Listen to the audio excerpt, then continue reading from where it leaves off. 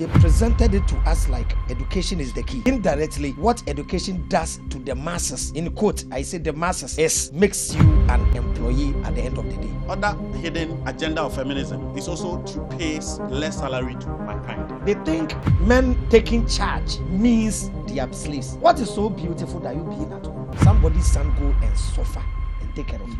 In reality, the bestest woman stay at home.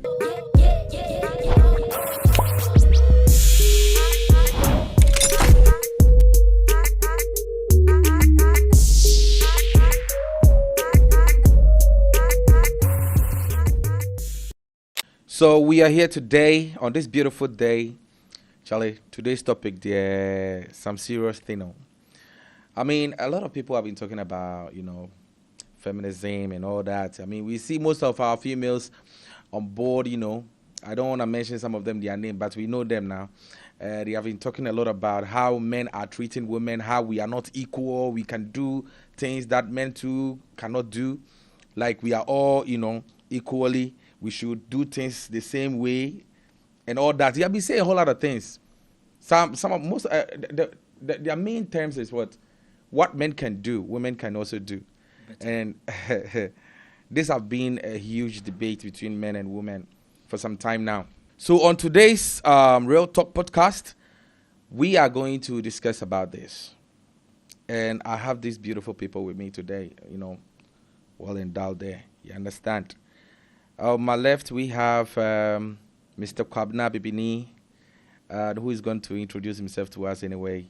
And on my right, we have Avraham Ben Moshe. Today, I know a lot of things are going to go on because he have a lot of things to tell you females. And my own man, Uncle Fifi. I know Uncle Fifi too have something to say because he was bullied by one lady. And until now, he's still trying to find justice for it. So we will also listen to his side of the whole story. He said, if we give the women power, sometimes they can abuse it.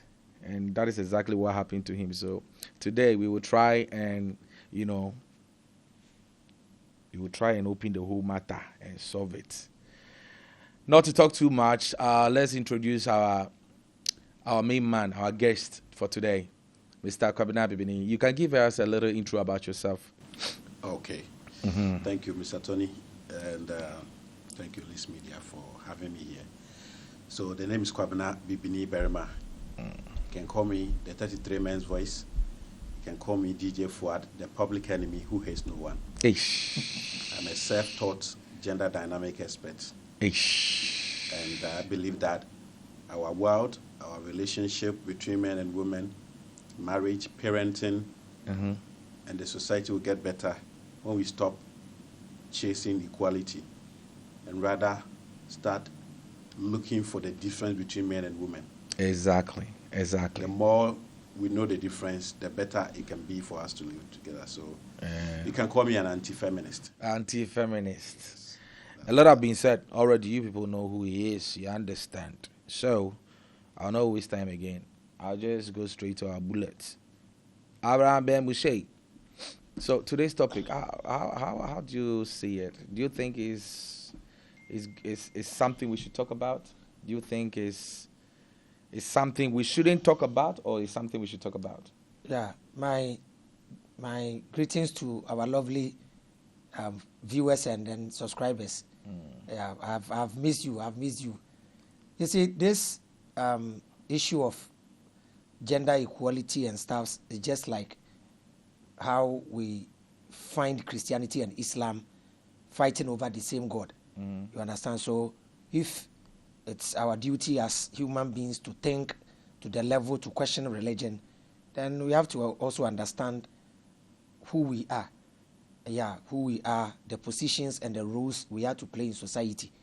And I say this world we live in, some people were smart enough to create an agenda and design the world in their image. Just like Constantine the Great said, I will determine how people will think for the next 2,000 years. and created Christianity. Yes, it has worked 2,000 years. Yes, so you have an agenda, you have a mission, you have a plan, you create it, you infuse it into education, you infuse it into society, you look for the gender that will support your idea. Favor that gender and then push it for you. With all due respect, Islam is for men. I've said it because during that time, and I'm beginning to respect Prophet Muhammad when I put myself in his shoes at his time. That was how the world was. You will be there, people will start come and attack you and fight you. So he needed men.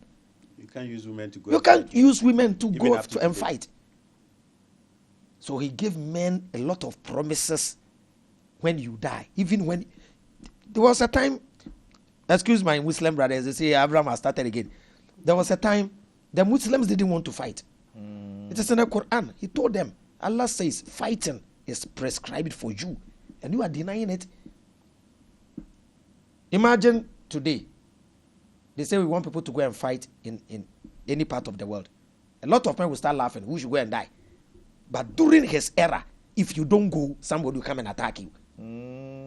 Yes. And So that's today. Yes, that's You yeah. don't go. It's there, but it's different. So that's why when you watch Spartans, you watch Spartacus, you watch the ancient movies. That was how the world was. Everybody was prepared. That's why every city was having wall all over the city. Now we don't put wall around Kumasi. Don't put wall around because of what we call democracy now. We've civilized ourselves. We've civilized ourselves. We've grown past that. So every fake thing in the system is coming to an end, and it is natural. It is the universe exposing those things. And one of the most dangerous things in our society is that feminist movement. Yeah. So it's not everything that DJ Fuad will say that I agree with him 100%. But there is this movement that started underground gradually as our young women are, the more educated they become, the more feminist they want to appear in society. Yeah. The more they go to school, they think they have to be independent. They have to depend. And I don't know why they created that concept. And I think everybody has failed. I think my son Kwabena have dedicated his time to go deep, study the root cause of this feminist movement. Okay. I want to tell our lovely ladies watching us that we love you. We are there because of you. We work hard because of you. Never in history has men tried to be women. Never. We've allowed women to be women, and we men play the role we were designed to play in society. It's only women who, I think Kwabena will give us the date, started saying what men can do, women can do, and do it better. And that is the cause of this whole thing, Yeah, so that is the main motto, like what they stand on to do whatever they are doing. Anyway, I'll quickly rush to Fifi. Fifi, so how do you see this topic? Have you experienced anything like this? Honestly, I haven't really experienced such thing because I'm not married, and then you don't need to be married before you get to understand this whole thing. I'm not that grown yet. What do you mean you're not Don't you have a grown? girlfriend? I do. So it's in the system. So as he said, to me, I feel when as a man, you need to take control because that is our nature. You need to take control. So to me, as a man, you need to take control. Yeah. So if I get you well, men are supposed to still be the head. They shouldn't give. I mean, they can take responsibility of certain things, but not to be the head. Yes. They can't be in the same level with us. No. All right. So we will leave the whole thing for Mr. Kwabena so that he can, he can interpret the whole thing. He can expand it and give us more details about this whole thing. So, Mr. Kwabena Bibini, who is a feminist? A feminist, if to go by what is in the various dictionaries, is a woman or a person, because we have male feminists as well. Okay. Is someone who believes that there should be equality between the two genders, that's men and women. Okay. Politically, socially, and economically. So basically, feminism seeks to, that's the definition in the books. Okay. And the one that they don't put in the book, because there's a definition of feminism that if they put in any book, no woman will want to be a feminist. And that's what I'll be exposing on the show today. So in the book, they have a definition and a meaning that says that, oh, they fight for the equal rights of men and women. And they say, oh, they also fought for women to become educated, and there were some positions and some rights women didn't have, and they claim they fought for all of that. Yes, so that is in the books. Yeah. Academically, that's what a feminist is, or feminism is. But one beautiful thing that I see about, beautiful dangerous thing I see about feminism is that it is maybe one of the few institutions or movement in the world that has two different agendas. Therefore, it has two different mission statement and a vision statement. List Media as an organization have a mission statement and a vision statement, and it is one. Common Sense Family have a mission statement and a vision statement. It is just one. But feminism has two. Okay. One is the one that they put in the books for everyone to read. That they fight for the equal right of men and women, which does not exist anyway. And then they fought for women to become educated and all of that. One day we'll get to that. And then the main agenda of feminism is to destroy the family system, destroy men, and destroy women themselves. Use women to destroy themselves. And they use women to also destroy the whole society. And then promote promiscuity, where women can sleep around anyhow. And also promote erotism. What's erotism? Erotism is, you see it in movies, you see it in adverts. These days you see football adverts, which should have gotten nothing to do with women. But you see a betting advert with a female with a high heel and a red dress. And the red dress, they have an opening from down to the thighs. Yeah, exposing her nudities. Yeah. Stepping on a football. You watch it and you think it is nothing.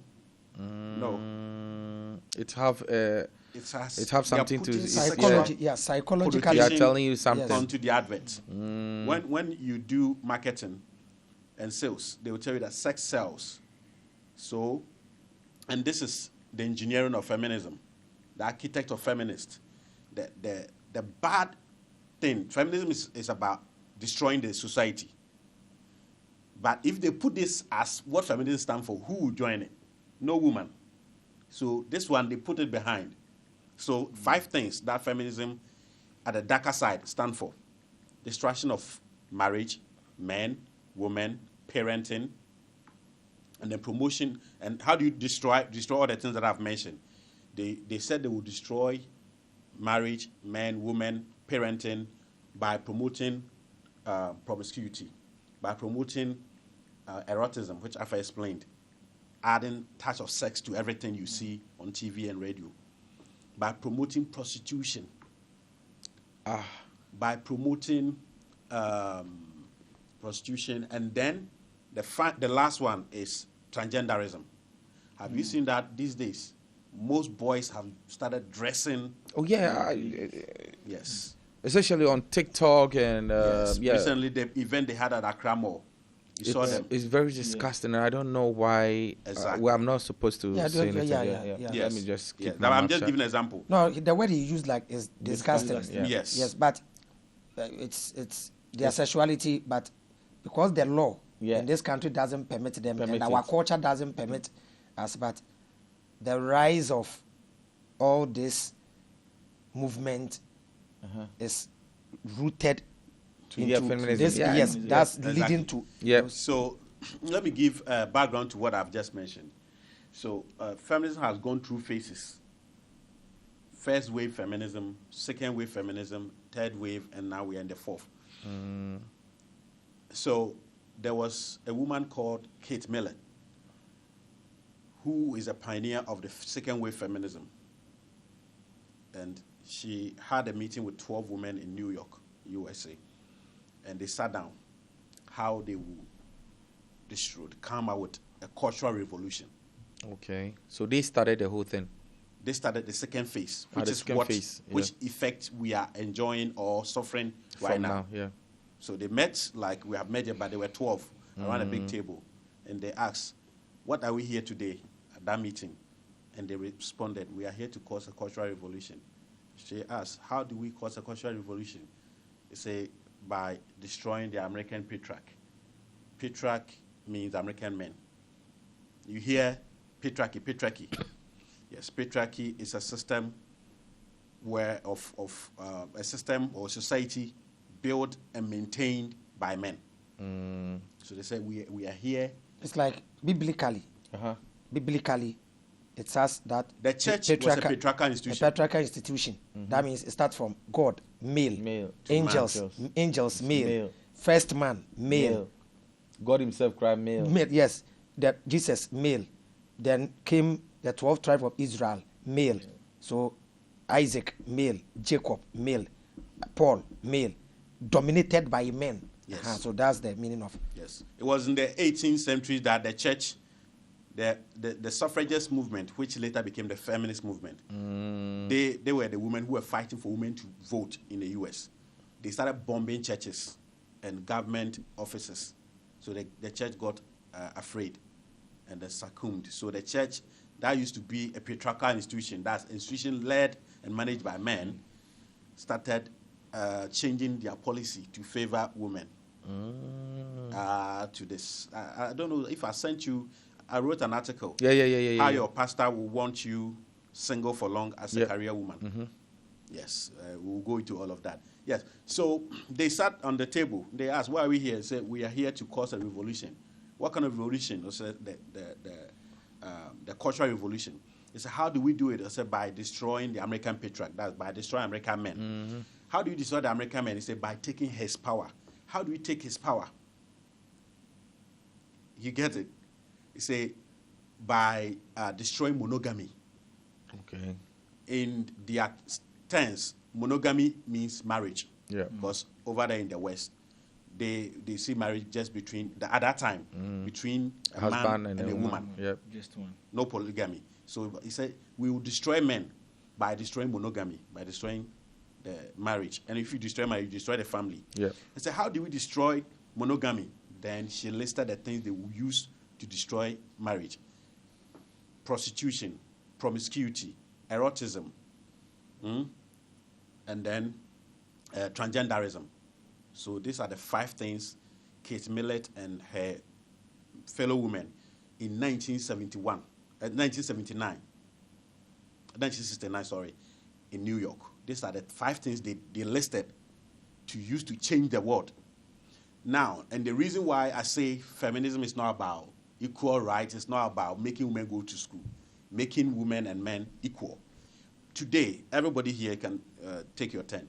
Between making women equal to men in social, economic, and political, versus the 5 things, prostitution, promiscuity, erotism, transgenderism, which one has succeeded in manifesting between women becoming equal to like men or to men, and prostitution taking over our society? Always the negativities are the ones that. So meaning it has caused harm to women than good. Not just women. So this is what the architect of feminists wanted to push. But if they tell young women that we are going to make you go to school, once you go to school, you embrace hookup culture, you embrace promiscuity, you embrace prostitution, no woman will accept it. So they put this one in the dictionary. Like they are covering it. You understand? So that when you meet everybody, what is feminism? It looks very nice. Yeah. Its presentation is not what happens in reality. In reality. So, it's like the education system. So like Akwa is a book But the words inside the book is not. It's what, not how what you are seeing it is. Yes.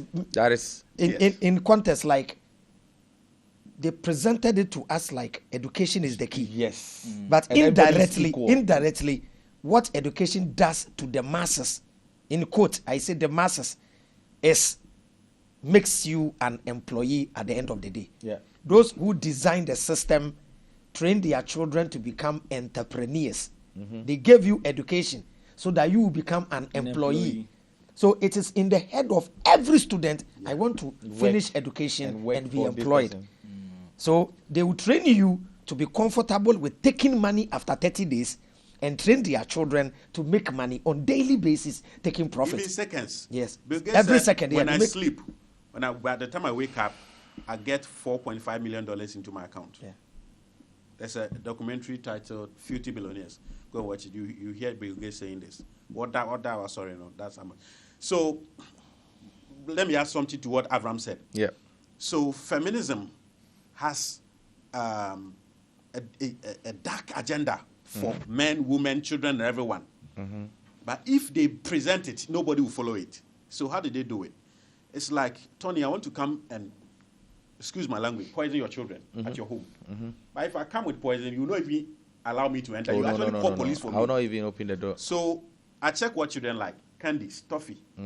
So I came to your house with toffee. You allow me to give it to them. They loved it. Oh, Uncle Fuad, we like Uncle Fuad. So every day I bring toffee. To the point where you, Tony, you became so comfortable leaving your children to me when you are traveling. Then I start introducing the poison. So using the 5 things that I've mentioned to destroy the men, women, and children is the motive of feminism. That's one of the motives. The other hidden agenda of feminism is also to pay less salary to mankind.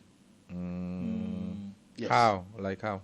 Okay, so before feminism, it was almost 99% of men who leave the house to go and work. Okay? And because of that, it is the man who take care of everything in his house. Then the wife take care of everything like the chores. in the house, at home.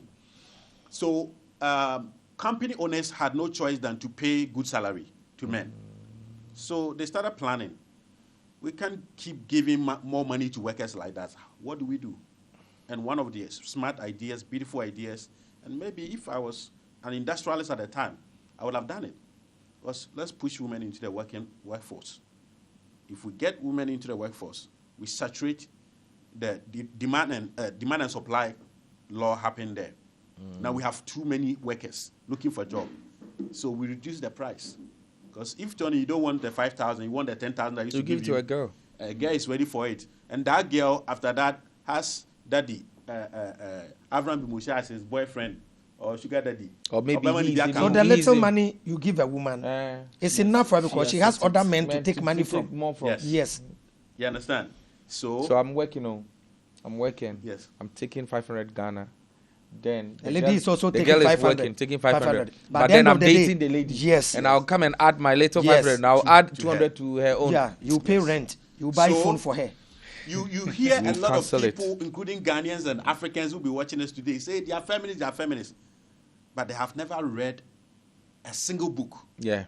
written by or engineered by The a feminist. hardcore feminists like Gronam Stellum, Mary Wollstonecraft, like Kate Millett, and the rest. They were the architects. So I've told you what the women did. Then the male industrialist, like John D. Rockefeller, who was also a factory owner, a company owner, and wasn't happy about how men were finding it difficult to respond to instruction at workplace. So he also donated money to invest in the education system we have today. So he said this, you can Google it.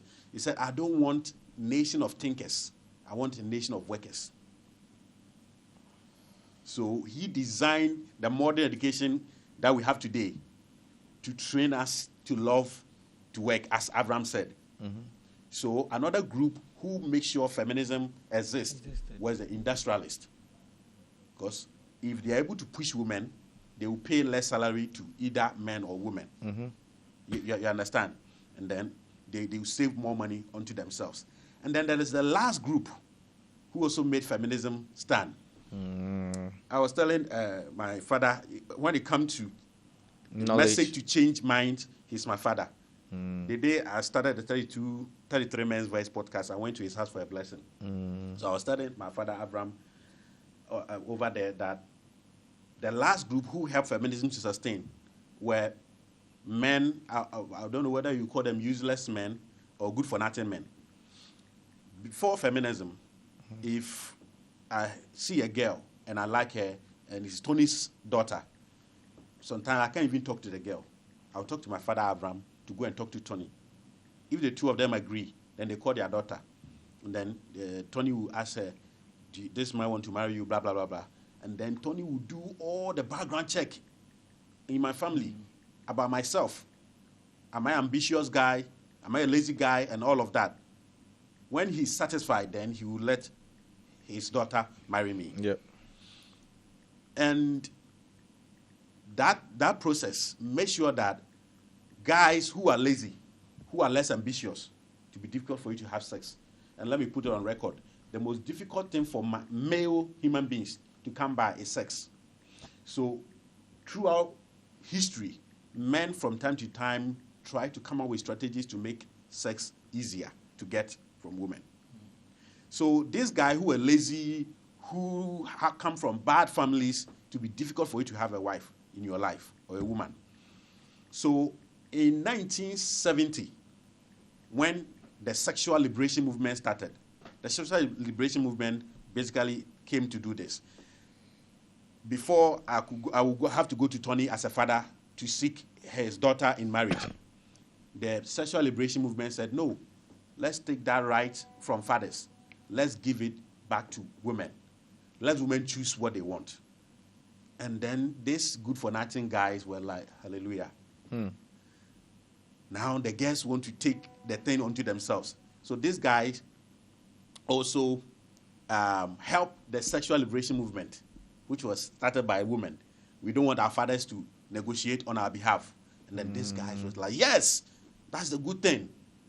Power to women. So this guy also joined. Because once they take the agency of a father, making sure that his daughter gets a good man to marry from them, when the woman meets a man on the street and they are negotiating on relationship, the man will win. So this group of guys also made sure that the sexual liberation movement became, and the sexual liberation movement is the one that ushered our society into the hookup culture, where they fought against if a girl get pregnant without marriage, the shame that society used to give her. The sexual liberation movement came to fight it. Don't shame them. Like in Ghana, the Krobos have depot, the Akans have Bragro. If you don't go through that passage and you get pregnant, there was some shame that they'll give to you, and even the church. The sexual liberation movement from the 70s in the US is spread across. By the 80s, it was all over Ghana and Africa. And the only thing that makes a female behave right and disciplined is these three things I'm about to mention: shame, stigma, and consequence. And before the sexual liberation movement and feminism, which is almost the same thing, society had a means of shaming women who behave badly around sex.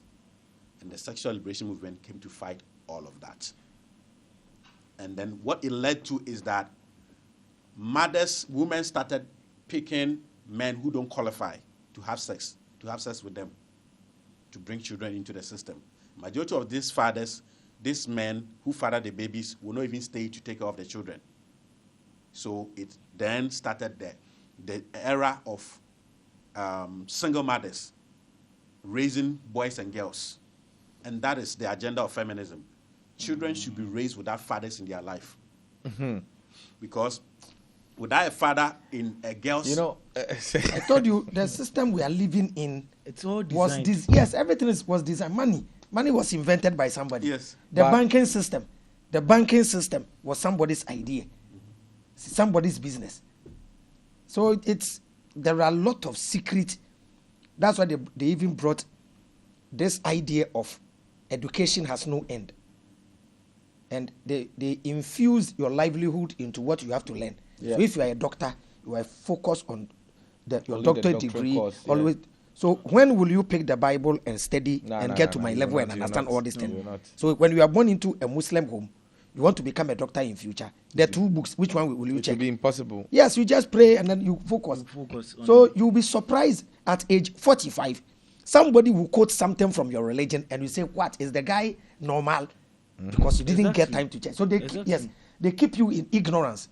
And one weapon they use in keeping the youth in ignorance is sports and entertainment. Look at what's logic. Should we pay a Black Star player per match? Look at a teacher's salary. Look at a nurse's. It doesn't make sense. The money we are using to sponsor Ghana in going to World Cup can set up at least 5 or 6 toothpick companies in Ghana. Toothpick and T-Row. But they won't do it for the greater good. So whilst you are at the stadium jubilating, will say Black Star, money is entering the account on daily basis. You are now looking at me. And so you see, there are things even when you start teaching, you become a target. Just like my brother DJ Fuad has become a target of some serious when Oh no! Right now, yes, the agenda is moving on. Yeah, there are two things. There are things right now. Yes, you see, it's okay. They are powerful right now. When a group of people are taking advantage of certain people, the only thing they want is to keep the people in ignorance. Yeah. If you don't know and you try to enlighten them, you become the target. Yeah. Imagine we live in a community and there is only one woman who has a restaurant. That's where everybody eats. Now, the meat the woman uses in cooking are dead meat, carcass. And there was an outbreak of disease. And I'm the only one who knows the secret. I have a recording of the carcass and how they prepare the food. Now, as a good person, I'm asking you, if I start telling all of you, this woman is the cause of the disease, am I a good person or a bad person? You are good. I'm a good person to you. But I'm a target to the one selling the poison. That one, dear. And those people become rich. They are friends of those in authority and those in power. You try them, they will shut you down. And they have a way of using those that they are taking advantage of, manipulating them and incite them against you. Yeah. So when you start saying the truth, the first person to fight you are the same people you are fighting for. Yeah. If you like, talk against Doomso and see if John Dramani Mahama will reply you. Who will reply you? Somebody that slept in light out yesterday will come and tell you your mother. You reminded me of I'm telling you. some trotro driver. You don't know. That was almost going to kill the passengers, but the private car was telling the passengers that, did you see how the driver was driving? The way he was driving was very bad. The passenger started insulting the driver. Yes. They were like, go away, you don't know anything. Not knowing it was rather the trotro driver who was making a mistake. He was trying to park and pick somebody. And because of that, they almost caused a huge accident. And the passengers didn't even want to talk about that one. They are okay with whatever the driver is saying. Yeah. So forward. Yeah. They continue. Yeah, so this thing where the power of fathers to help their daughters vet the men that came into their life was taken from fathers through the sexual liberation movement, which is an offshoot of feminism. It led to women choosing wrong fathers for their kids. And it led to absentee men becoming fathers. So if you have issues with single motherhood being a pandemic today, that's the source I'm telling you today. Because feminism cannot survive when a man and a woman stay together to take care of a child. It will die. So I'm currently writing a book titled, Why Feminism Created Weak Men for Their Own Consumption. Because feminism is an organism, a living organism. It needs to survive. It needs men and women to give birth. So they control to have the next feminist, being male or female feminist. But it doesn't want men and women who stay together to take care of children. As a family. When men and women stay to take care of children, majority of them will not tend to be feminist. Yeah. To continue the movement. Yeah, The because they movement needs to saw what survive. happened between the parents. Exactly. They were. So they put these 5 things that they listed: prostitution, erotism, promiscuity, transgenderism, to destroy the family system. You understand? So that the feminism will stand. Another day we'll talk about its real origin. It's a social and political, economic movement that was experimented. But I always say that it's an experiment. It is coming to an end very soon. The West will use feminists as a sacrificial lamb to purge themselves. And America will lead that. You understand? So it now started, and then the whole... So in Ghana, in the US, they started with my body, my choice, the women. It is my body. It is who I like, I give it to. Use what you have to get what you want. And then, in Ghana, they started the Prema Niba. So if you want to know generation of Ghanaians who don't know their fathers, it is those born in the 80s, majority of them. So that's the time he came to Ghana? Yes. And then the same 1970 in the US was the same year scientists discovered, created or invented the contraceptive pill. You see, today, people are talking about DNA and all of that. The reason why in the past we found less women being promiscuous, sleeping outside their husband, was that there was no medicine to take after sex. So if you do, you bring home somebody's receipt. Besides that, many homes had spiritual things they do. If you sleep outside your husband, you'll be caught. You can't pull it out. You're stuck in. And here we are. Around the same time, the church became liberal. The church used to be conservative. That is, men-led. Discipline doesn't come from women. Discipline comes from men. And the church realized that, no, if we listen to women's feelings, we'll make more money than the men. And I said, one day we'll do this topic with my father Avraham here. Why Paul said, don't let the women speak in the church. Don't let them speak. Just one woman. I'll bring a pastor to I said just in. one No, woman. it can't be 2 of you. I said, they have to yes. be a pastor. Yeah. Yes. What? I said, Tony, just one woman asked a question in the Church of Methodist, and it's all over the world. All over the world. Why? If we give women chance, almost 70% of us watching this podcast, if I'm lying, tell me. Almost 70% of us, the most brilliant student in our class was female. Oh, yeah. If I like, challenge me. I'm telling you. Especially maths, when it comes to mathematics and science. Oh. I tell you. Well, for mathematics, majority, like on the average, it is men. Mathematics. Yes. Okay, maybe my class, all the class. Yeah, but Rebbe, the reason why Paul prohibited the women from speaking in the church was actually a different thing. Paul, whoever Paul is from Avraham, these people, majority of them never existed. Yeah, let's take but it. Whoever Paul was, studied women scientifically to know who they are when it comes to relationship. They are hypogamous, meaning that they were created to always be with a man that is higher than them in everything. Okay? And also in knowledge. So Paul saw that if he prohibits women from asking questions in the church, and said, and he didn't end though, he said, if you have any question, ask your husband. So Paul was taxing men to learn the Bible just like the pastors. And then, what is the biggest cry of Christian men? My wife respects the pastor than me. Why? Women want authoritative men.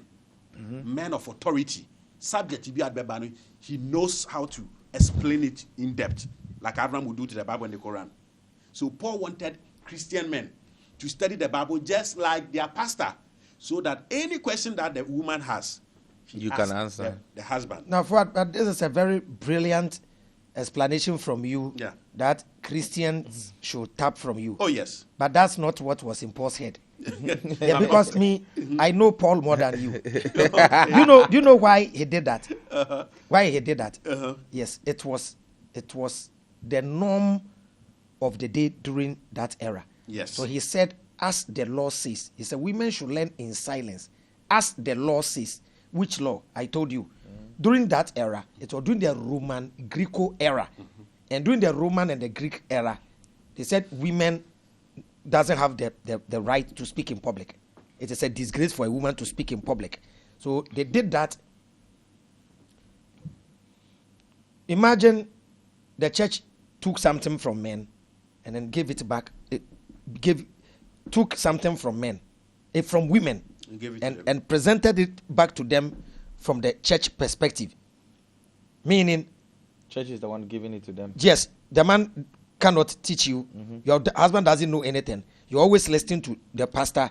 Then they invented confession. The most powerful weapon is for somebody to know your secret. I don't know what the Catholic Church did. They invented the concept of confession. Confession, yeah. Now, when you go for confession, do you know what happens? The pastor sees you. You don't see the priest. So there were thousands of priests. Now you went for confession. Do you know the one you confess to? But he knows your face. Anytime during that time there were rebellion and stuff. So you'll be at home and then they'll come and tell you, we know your secret. You stole this. You did this. Yeah. So it was a tool. And the church became very rich because of the sales of indulgence. They told everybody that when your wicked husband, your wicked father, your wicked family member dies, you pay a certain amount of money. The Pope have the power to transfer. Somewhere in gold and diamond. They have the power to transfer the person's souls from hell to heaven. Hey, that makes the Catholic Church very rich. I've not heard that one. There are things. I've you see, so that explanation gave very, very excellent. If that was the idea, it was good. It was. I don't say it was part. And then it's not Master. When are you a Christian? No. Do you want debate right now about Paul? Hold on. No, don't try and defend Paul when I'm here. No. Hey, when he said it's a shame for them to speak in public, it's scientific. Let me prove it. If you are in this field where I am, I debate with a lot of women. Debating with women is the most difficult, head-cracking. Because you are arguing with logic. She is arguing with emotions. Men speak in straight line. Women speak in circles. We speak straight to the point. The fact. It's only when there's a woman that men begin to try to corner things. Other than that, when there's only men, we speak raw. You draws. Yeah, it is what it is. Men will say it as it is. Let me give you one example. Now, you see, I won't sit here for you to do that to women. I understand you in a point, and that is not a deformity. No, it's not deformity. I'm coming.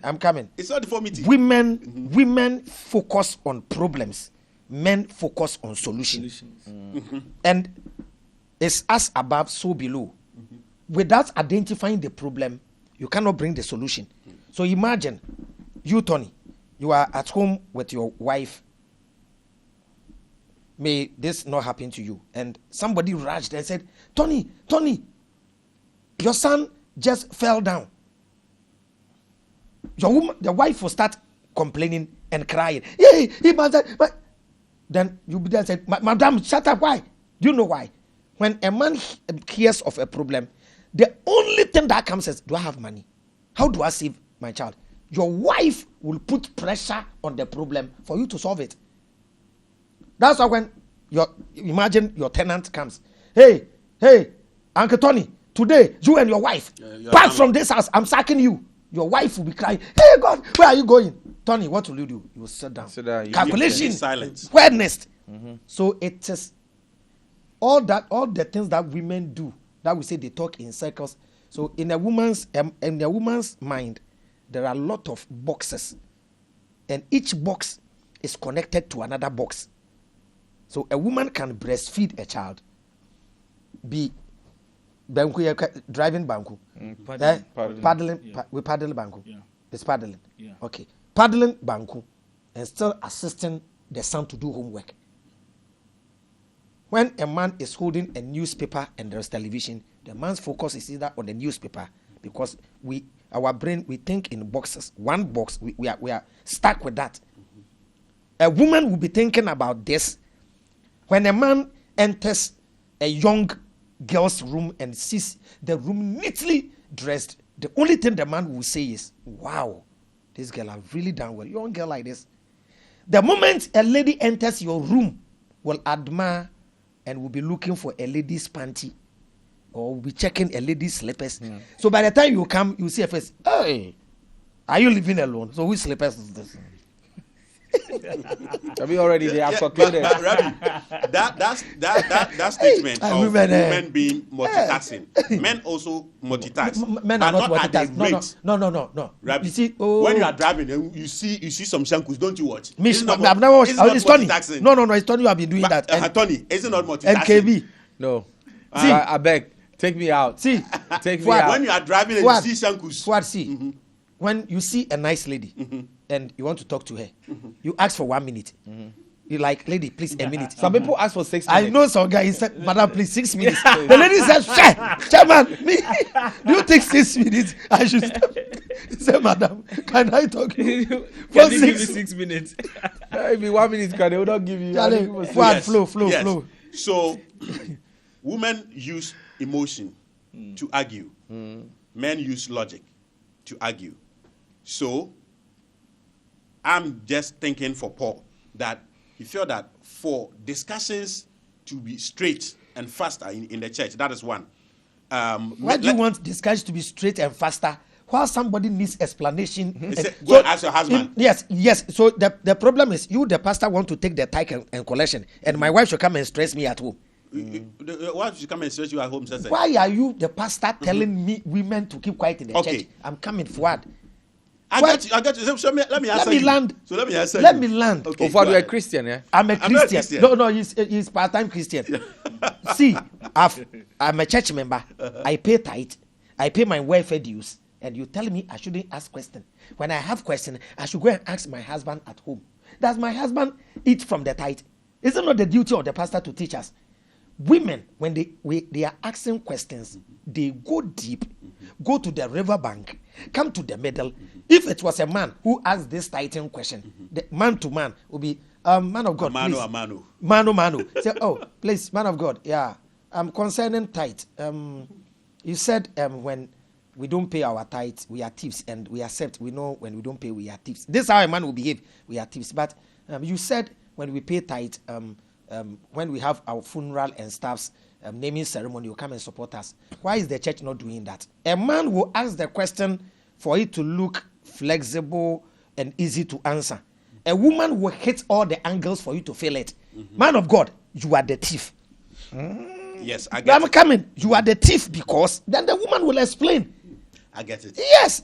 That's why Yes. between your son and your daughter, Tony, when your son and your daughter need something from you, who will win the money from you? Oh, my daughter. Your daughter would. That's how they were Definitely born. my daughter. Yes, that's how they were born. Yes. They are That one there. very creative. Yes, but here's the thing.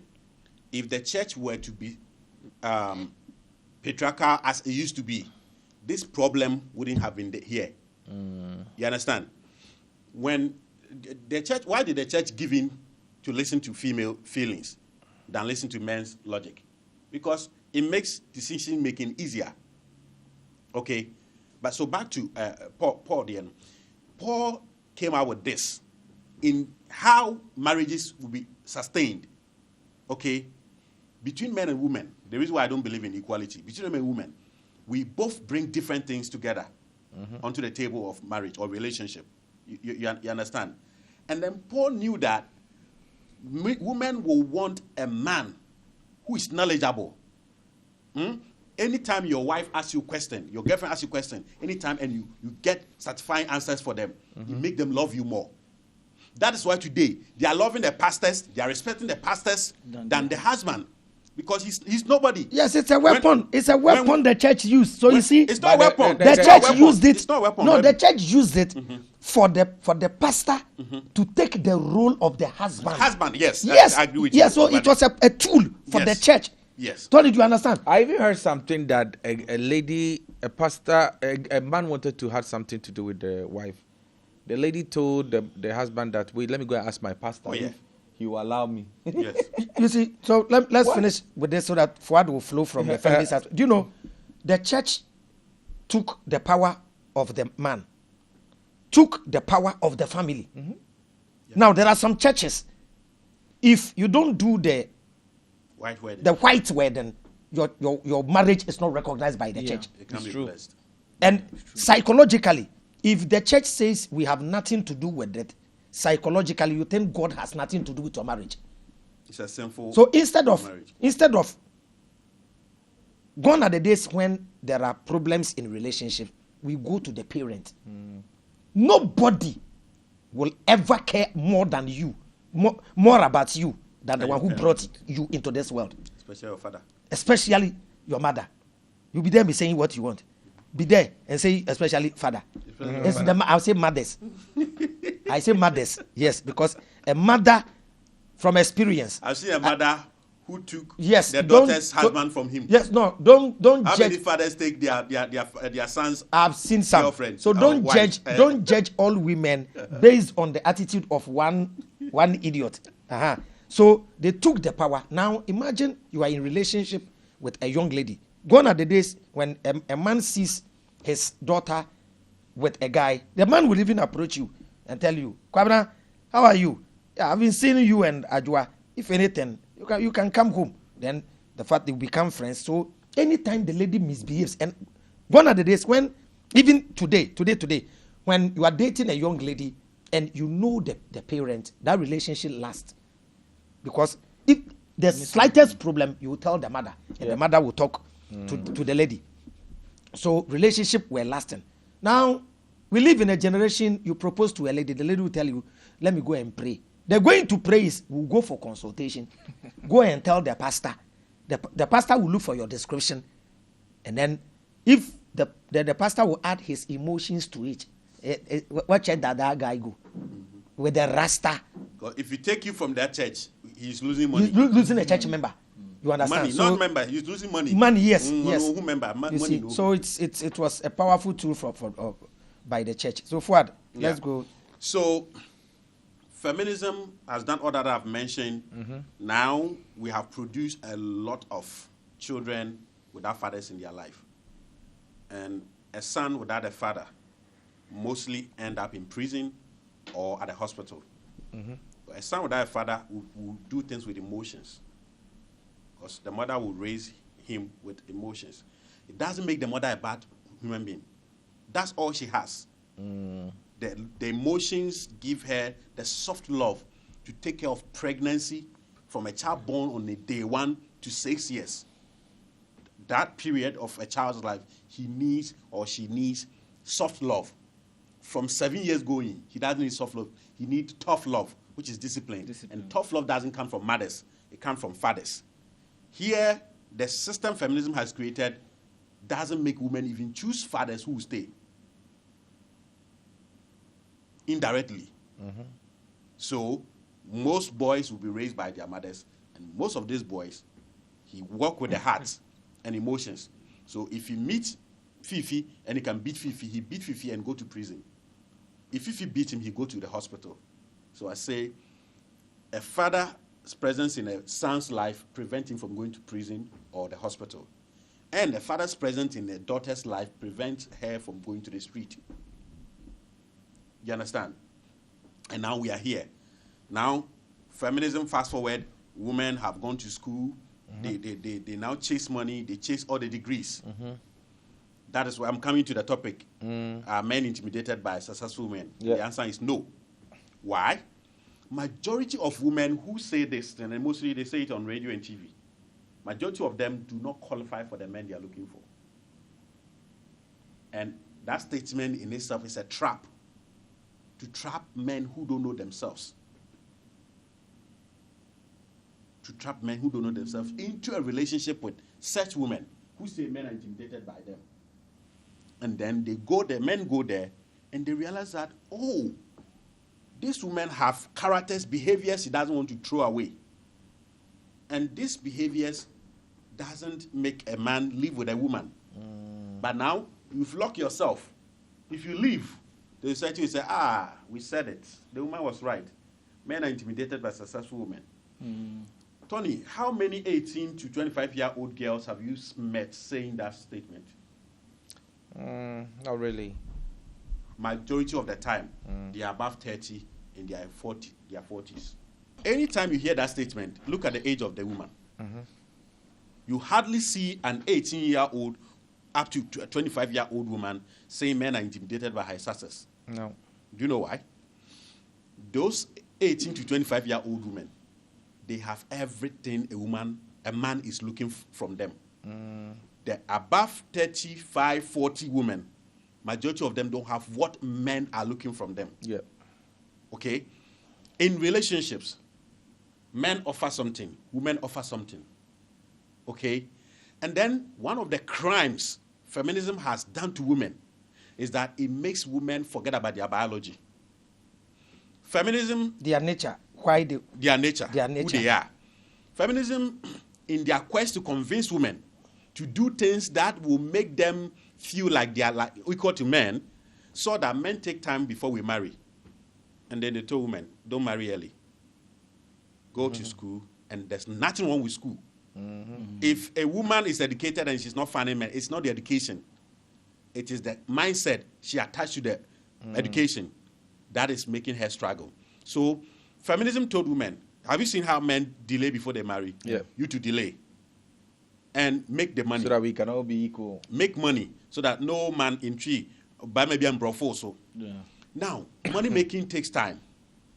And then feminism deliberately forget to tell women that the men who are delaying, their growth, the way they grow, is totally different from the way women grow.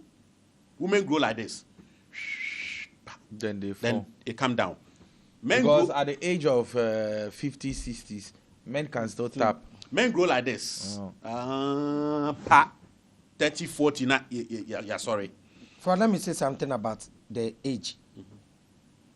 You see, we don't know whoever brought us here, but the master designer that we call God designed everything for a purpose and for a certain time. Yep. There is a time men are timeless, women are limited to Time-bound. time. Limited. Yes, women have their peak. After that time, become anything that happens after that time in relation to marriage, she must go and thank God. Yes. Yep. Why is it in the Bible that Sarah was 90 years and became pregnant? Yes, because a miracle. women, it's a miracle. Have you seen somebody thanking God? Go and see old man in the village, 92 years, still fire. chasing. 92 years. So I said the other day that they designed the system, and it's a deliberate attempt to destroy women. To And tell men them as well. To tell them, yes, yeah, but to tell them there's nothing wrong with being successful. So they think they can be like men. We will also hustle. We will also make money. We will also build our life. And after that, we can enjoy life so that no man will bluff us. They think men taking charge means they are slaves. No. What is so beautiful that you being at home? Somebody's son go and suffer and take care of you. You say no, still you want to suffer with the man. So because women were not designed to be natural providers, the little contribution a woman does Everybody after must breakup, the whole world will hear. Imagine you are dating a lady and she cooks with her own money for you once. African lady cooks for you once, buys boxer shorts for you on one birthday, you are dead. After breakup, you see her on a show. They'll take you to antenna. So when a man speaks after breakup, society thinks, why is he talking? Why is he talking? But we think it's okay for women to Women go around to and talk make- because yeah. they are not natural providers. Yeah. So look at Niyama. He went for an interview, was talking about the expenses he did for the wife and was smiling. Yeah. I bought her this, I bought her this. We are natural. Even women, when even women take advantage of us and take money from us, we are still proud. Do you know? Let a woman cheat you. You were and able to provide. And you were able to provide. You understand? To the woman, when the woman calls a man, maybe the lady is sitting with her friends and tells the friend, look, I have one John guy. Let me ask him 200. He will send the 200 right now. He calls you John.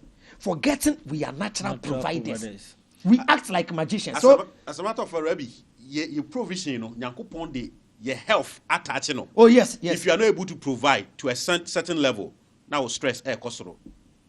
Oba provide ma be ma na now stress the more you are able to provide, the more you are able to provide. Tony, you know the pressure on me. Yeah. You know my kids and stuff.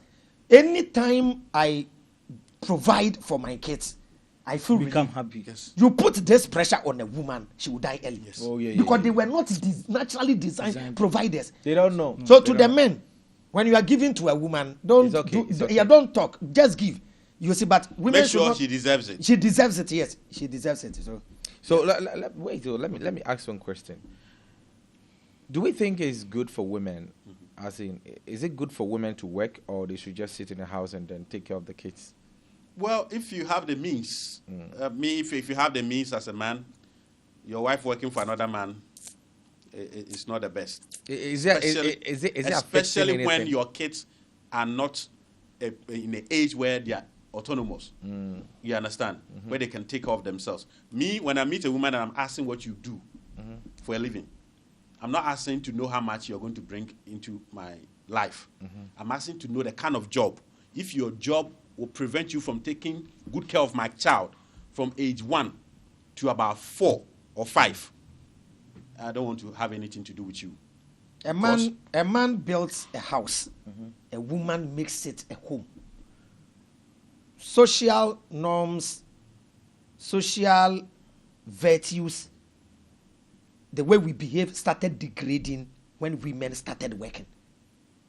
Now, this is what started happening in our society and we don't know. Gone are the days when you see Fuad, you check the way he speaks, his attitude, you know the family he comes from. You could have a family trait. You were brought up in a home. Your mother is in the house. Your aunties are in the house. It's only the men that will go to work, and you will be brought up in the image of the family. So if this family, they are calm, everybody from that family is calm. So the moment you see somebody who is a bit harsh from that family, you ask, where did this child come from? Now, do you know what we do? Now, the man wakes up in the morning, goes to work. The wife also goes to work. Now, they've employed a total stranger to take care of the child. At the daycare. Or for the education system to program your child. So you understand? They adapt from you adapt from. So we don't train our children in our image. No. It's other people who train. I was brought up by an Ashanti. So I don't behave like my mother. I don't behave like my father. I behave like the woman who trained me. Yeah. So in reality, the bestest woman stay at home. Even if it's a supermarket that is closer to the house, it's good. The kids come from school, they are close to the mother. The mother can teach them something. The mother can train them. The mother knows what is right, knows what is wrong. So when they started pushing women go and work, and it's a deliberate attempt to destroy the African family. Government also want their children to manipulate. Yes, it's called parent bad, government good. In America, the system and UK and stuff, the system acts as if the system is protecting your child more than the parent. So even when you shout on the child will call police. It's called government. So the child will grow up loving the government more than the parent. Yeah. When you joke, your child will let you be arrested. You understand? They intentionally even took caning from African schools. Your Bible says, spare the rod and spoil the child. You spare the rod, you spoil the child. This elite, that if I tell you how they train their children, an American can go for a Russian wicked mafia to train the child, to discipline the child. For the world, because the world is not soft. The world is not a soft place. So, with all due respect, George Bush, who became second George Bush president, the training his father gave him.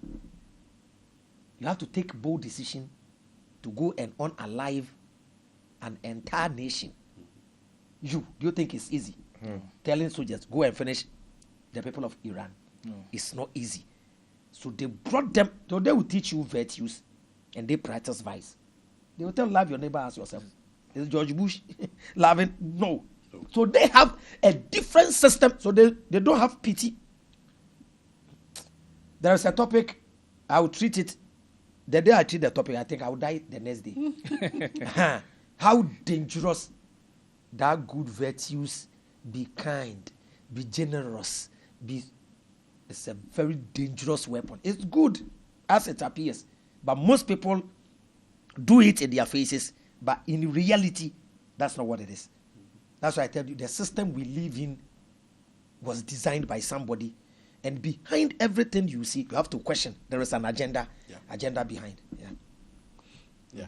So now, instead of feminism finding out why did it take Tony so many years before he married?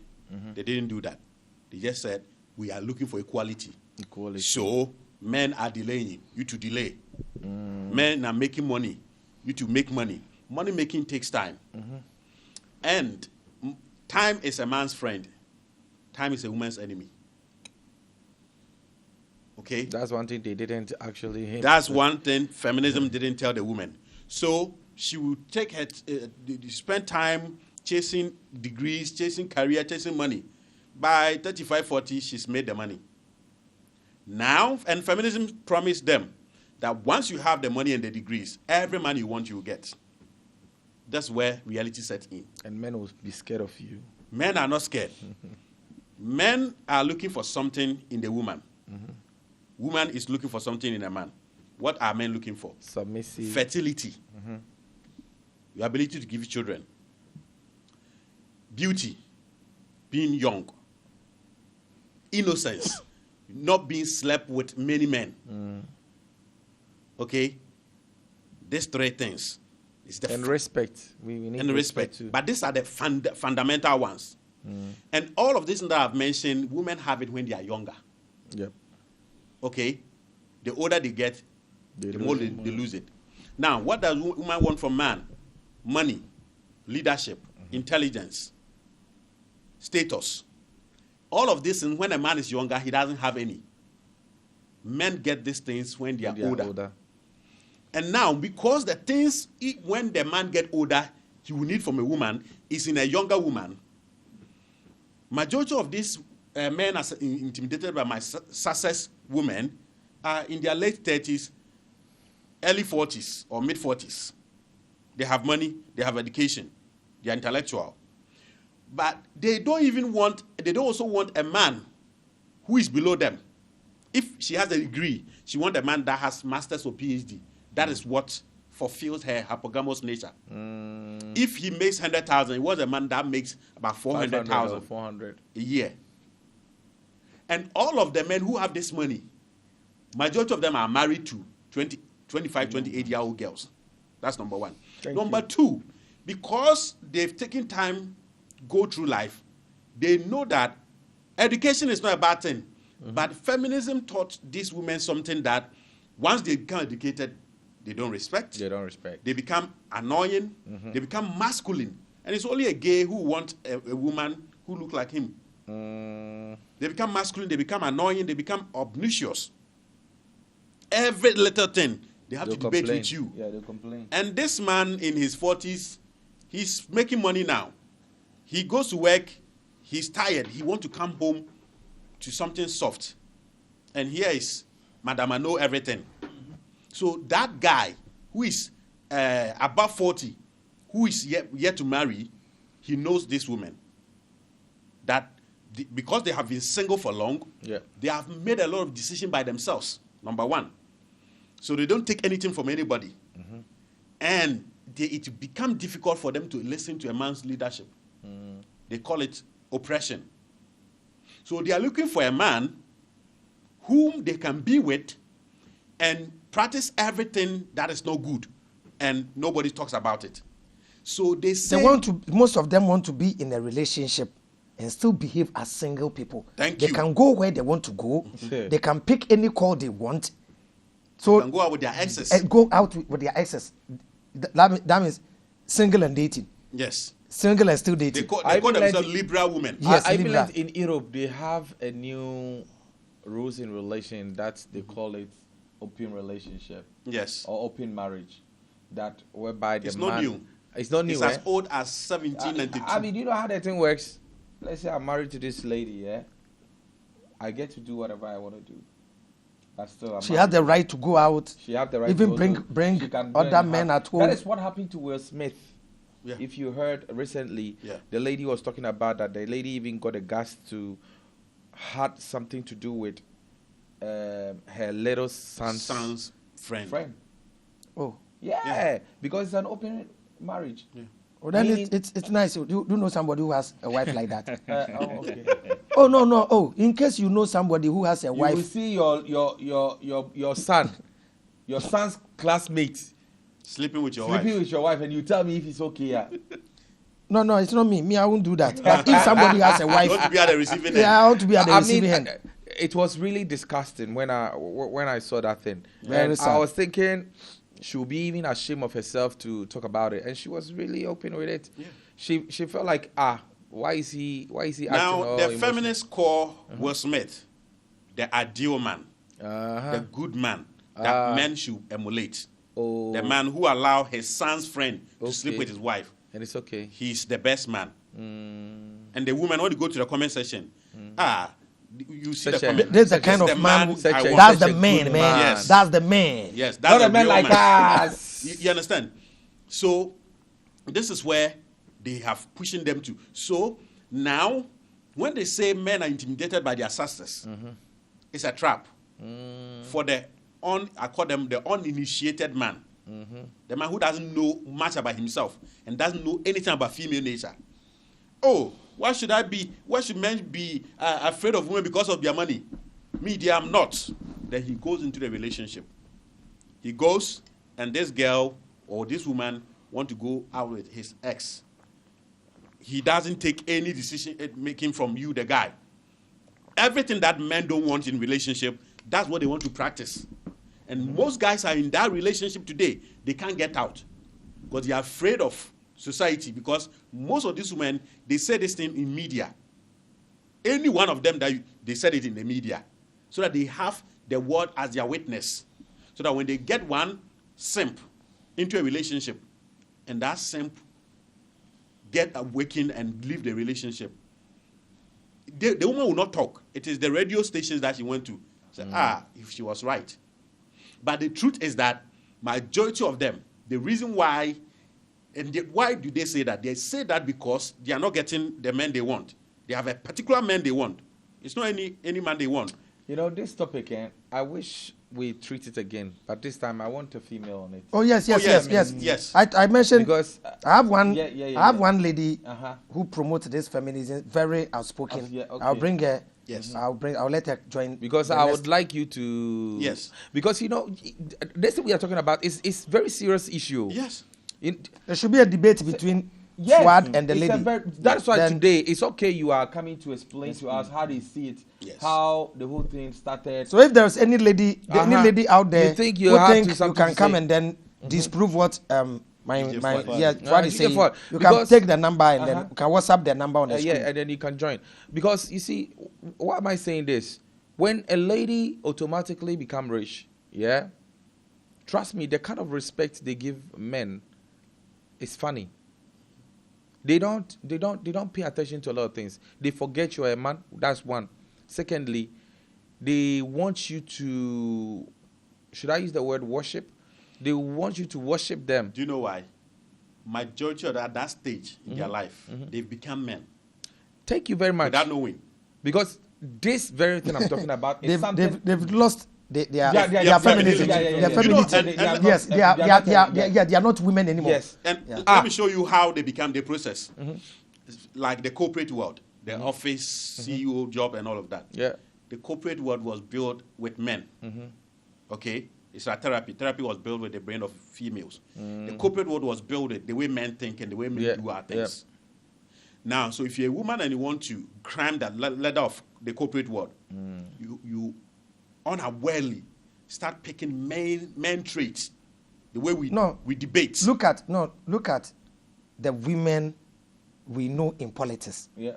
Look at how they talk and how they behave. Sometimes the way they dress. Yeah, I have a perfect example, but I don't. But hey, They are a perfect. Yeah, Very good. that Mama woman. Boyen. That Mama woman was Boyen. a communication minister. yeah, they will come and beat us out. Okay, Yes. I get it. Wasn't They'll beat speaking us. as like a And woman. So she that's has- why That's what they behave sometimes. And at the comment section, you see, hey, so a woman talking to a man like this. That. Yes.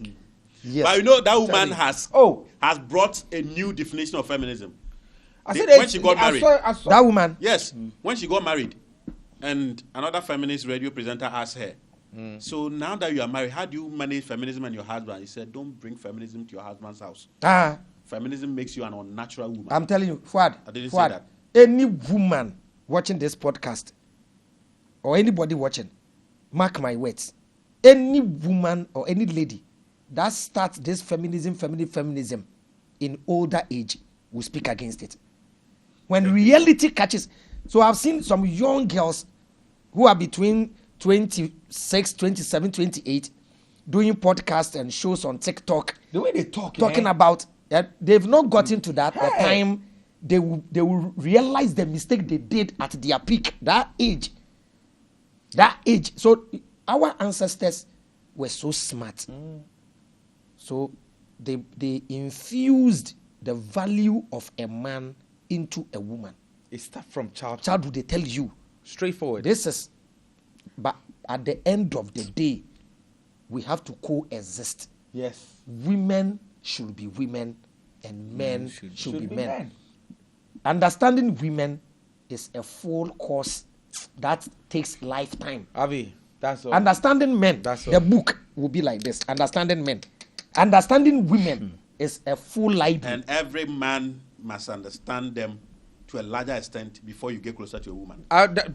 You see, thank you very much for saying this thing. You see, before... And don't let anybody say, God in it's not true. You see, before... That's how they were designed. That's how they were designed. You understand? Avi, to me, I think before anybody gets into marriage, it's not about the love they do. It doesn't even that. It doesn't even exist. That thing we see in movie. That thing we see in movie is somebody's script. You are a director. You should sit down with the girl, pass through all the conditions life can bring to the table. Before 1, poverty. 2, you being rich. 3, you being angry. 4, you guys fighting every day. You have to pass through all these things, and then you know that this person, even aside that one, after you guys are married, there will be things. There is another one that will come, but that time, what must start when you pass the course? Tony, you said it, but let me tell you something. Do you know there is a scam in society nobody pays attention to? The first scam is baptism and marriage. Any institution that you are giving certificate before you enter is a scam. Do we go to school, write exam and pass before they give us certificate? Or the moment you enter university, then they graduate you? No. Marriage, the day I'm getting married, you give me certificate. What have I achieved? You haven't done the work. So do you know? Yes. You are supposed to pass. Imagine a sinner. I just repented after baptism. You give me certificate. So baptism certificate should be given to church members who have been in the church for 20 to 30 years. Yes. So do you know, first, when even this white wedding came, it was for older men. Yes. They do it 70, 80. 70. So marriage, me. Is it the one that we call? I did the video. Blessing? I did the video one. No, you are so on point. Yeah, that's later before they do it. Yeah. I did the video. Wedding is not for those who are starting. No. Honestly, I'm coming. What you're saying, I'm getting. Tony, I'm coming. I did the video. Big ups to UTI now. UTI never even blasted me on that video. Yeah. That me, before I marry a lady, I would date you not less than 8 years. Dating. Will break your heart. You break my heart. I will understand you. You understand me. You pack your things and go. I will come and beg you to come back. By the time I marry you, we pass through those. If I go out and I'm going to cheat, you will know. No. If I will come back home, you will know. At that time, there is nothing that somebody will tell you that you doubt. Because you've seen it all. So marriage is for matured minds, not kids. Now the church brought this that, hey, don't even dating, hey, no sex. You don't even go to the guy's house. You meet at open places and talk. And during this dating stage, everybody quells into the shell. When we are dating, and I'm quick-tempered, will you go out on a date? No. Have you seen any man going out on a date? Except skit that people, they should skit that the guy got angry on the first date. On the first date, even if the girl likes food, the girl likes eating, will be eating. Oh, me, as for me, I don't like food so much. After 3 months in relationship, she will cook Indomie, with 6 eggs. You will run. Now, those girls, when they get home, they remove their wing. Bra. They will sit on the floor. When they open the alert, chow chow. You see, that's the real stage. During the fantasy stage of relationship, shout on the lady. She will come and apologize because she needs position. When she gets position, that's when reality sets in. Shout on her. She'll tell you, my friend, that time when you were shouting, I was quiet. If you are, woe betides you if the lady is a fancy. I will have bored them. First, na my you my fresh squad. What that be shooting? I saw something on TikTok. I laugh. You know what? The guy posted in the beginning. Some 2 couples, they were having beautiful time together. They were kissing, enjoying their breakfast and all that. Then they bring another one. In few years later, the man hit the woman with a stick. The woman grabbed the man like this. He's choking the man. So at the initial stage, we are all fakers. All of us fake. Yeah, we fake. Even when you are proposing to a lady and you go with reality, you won't get a lady. No. You have to fake. Yeah. You have to, yes. Yeah. You have to fake. Yeah. Kumasi people are very good with that. I always say that if I propose to 10 women, either half or just one will agree. I come with some crazy conditions from the day I'm proposing to you. For example, if we give birth to one child, we'll do 1 DNA. If we want to, 2 DNA. 10. Which woman will accept this? There is even this DNA machine, there is a secret to it. You understand? There is a secret to it. You if they like, they should. You see, they did everything to destroy our beautiful families. If they like, let them do. If anybody in the medical for things I'm lying, let them do an experiment. The man and the woman in the room, or a man with 3 women in a room. Let the man impregnate all 3 women. All of us we know. When they give birth, 9 months, after 9 months, let them give birth. Let them do DNA. One of the child will not be the man's child. Well, do that research. That's your theory. Yes. But Rabbi, right now, yes, the majority of the women, they go outside. No, I'm not saying. No, I'm not saying there's somebody something wrong somewhere. There's something wrong. I said there is a problem. I'm telling you there is a problem. I know a lot of people won't agree. I said the system was designed by men. If I have 9 kids, if a child is not yours, during the olden days without this machine, weren't people rejecting children that they are not mine? Yeah. It's called natural instinct. Yeah, that one is there. And also some of them, their deities will let them Yes, know. yes. Yeah. And there's some we call natural instinct. There are some family. If you feel it. You feel this kid. You feel the kid is not mine. The connection is not there. You feel it. Yeah. You see your own kid, no. Even seeing the kid crack a canoe, like you have this kind of love. Every family, you see, we have blueprint in every family. Yeah. Even your mother can tell you, Kwajo, it's not your son. This child, it's not your child. It's natural. So there are a lot of things that our mind hasn't got. Me. One guy asked me, Avraham, try and do DNA. I said, me. That's the last thing I will do in my life. Do you know why? Don't we even adopt other people's children? Yeah. That one we do. If me and a woman have the reason for giving the child to you, women have the reason. But I'm coming. Not to cut you. Yeah. I'm coming. Let me chip in this small one. Yeah, I'm coming. Okay. Imagine me out of a clean heart. You told me you are pregnant. I say yes. I've taken responsibility. Yeah. The burden of proof is upon him who makes a claim. So there's something that we call the guilt of sin. It will destroy you, the one lying forever. Imagine I'm living with my wife. Our second born is not my child. Our second born is 20 years now. Who has lived in the marriage with a clean heart concerning the child? It's me, the father. I know she's my daughter. I've taken her to school. I've done everything for my daughter. I love her. I hug her. I kiss her forehead. I love you. Anytime I show love to this child, my wife will sit and say, hey, Charlie, not his child. It will kill you. It will kill you. Yeah. So imagine Fuad is my best friend. And may God forbid, I have an affair relationship with Fua's girlfriend.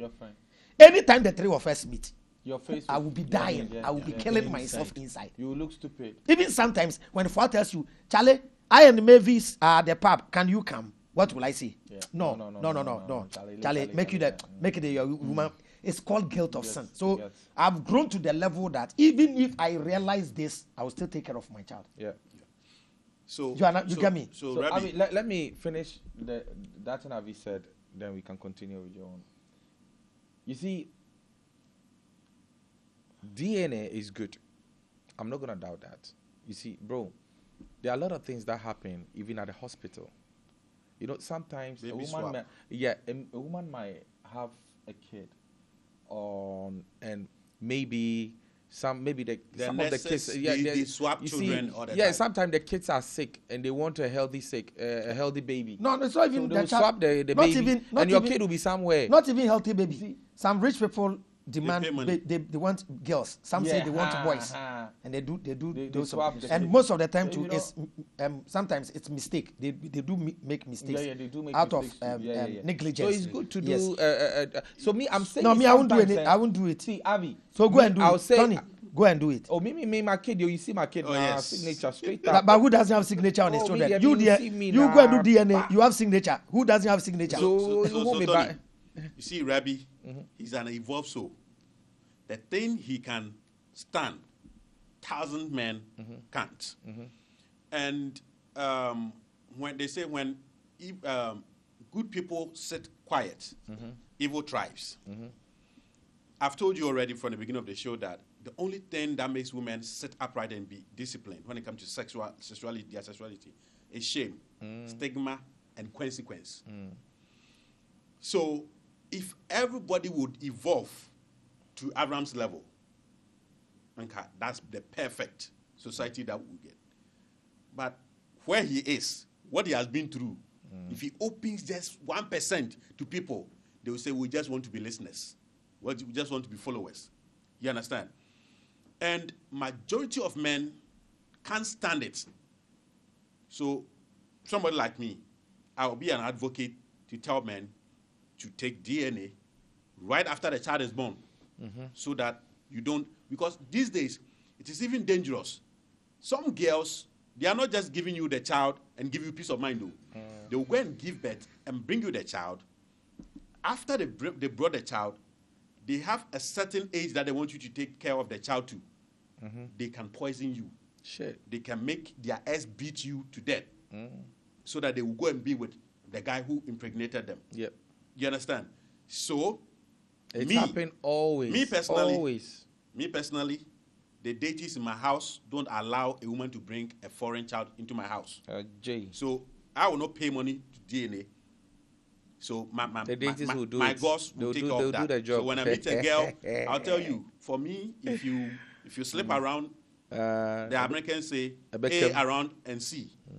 You understand? But there are other guys who claim they are Christian, they are this and that. They need DNA to sanitize the system. Because they are the ones who are not ready to learn like Avraham bin Moshe. And they are the ones who want to, when they speak to 10 girls, they want 8 of them to agree to sleep with them. You understand? And they are the ones that need the science to do that. But back to the intimidation of men, of successful women. They are not intimidated. Majority of the men who reject them because the thing the man wants from them, they don't have it. But the thing they want from the men have it. The man is highly educated than herself. She has masters. The man is PhD holder. You understand? She makes 100,000 a year. The man makes 500,000 a year. That is the men they are looking for. And these men, majority of them, they are married to a younger girl. Those who are not married, they know their character, that they can't change. They have become stiff in their ways. 3, they don't have innocence. They have slept with more than 10 men. Aye, body count 3,000. Body count aside 5,000. Their ex are finishing, or they are already finished. So these are the things men look at and then don't stay with them. And those who don't even look at these things and just say, oh, she has too much money, I don't have it, they are wise. Yep. Do you know why? They know what women can do. I know guys who had a big madam dating them, and they it turned into marriage. They have kids.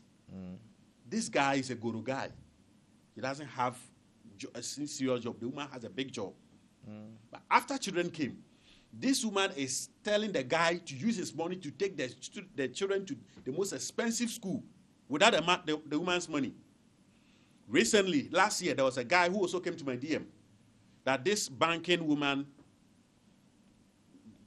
brought herself to him. Oh, give me a child. Me, I'll take care of my child alone. Yeah. Jimmy. Already, that is a red flag. Jimmy, give me a child. I will our take care of brother it went now. and impregnated this woman after the dude. woman gave birth at a TB what? Now he came to my DM that this woman said, so you want me to say that the woman had done something wrong? The woman did nothing wrong. You are a stupid man. You were giving your seed and you didn't have plans to take care of it. Oh, yeah. You understand? So these are some of the factors most men will consider and avoid having a relationship with a so-called financially successful woman. Let's ask ourselves, what is success to those women? What they deem as success is not success to a man. Because when we are going into a relationship, most of the men, they are looking for your fertility. Yeah. You have it. That will be success to the man. They are looking that you haven't slept with too many men. Your innocence. Do you have your innocence? It is gone. Body counts. That's success to the man. Body counts. Body count. Then beauty. You don't have them. Beauty is most important, you understand? But they don't want men to have this conversation. They don't want us to open these worms. Yeah, they don't and like then they it. just wrap it up. Oh, men are intimidated by my sister. Let me give you a typical example. There's a slay queen in Ghana. She came onto the social media recently saying she have kayamata. What's that? Some juju. That Okay. if you use on men, they will spend more money on you. I think I know the person you're Exactly. talking about now. Yeah. And these videos are there. She will be 30, 35 in Ghana and she will go to radio and TV. Those juju no go work on people like me. Not that. You I'm don't proving something here. You will be here. We'll all be here. And we'll see her by the time when she's 30, 35. And men are intimidated by my success. Yeah. No, men are not intimidated. You were selling kayamata. Yeah. If you are selling kayamata for people to attract successful men and spend without their brain, Yeah.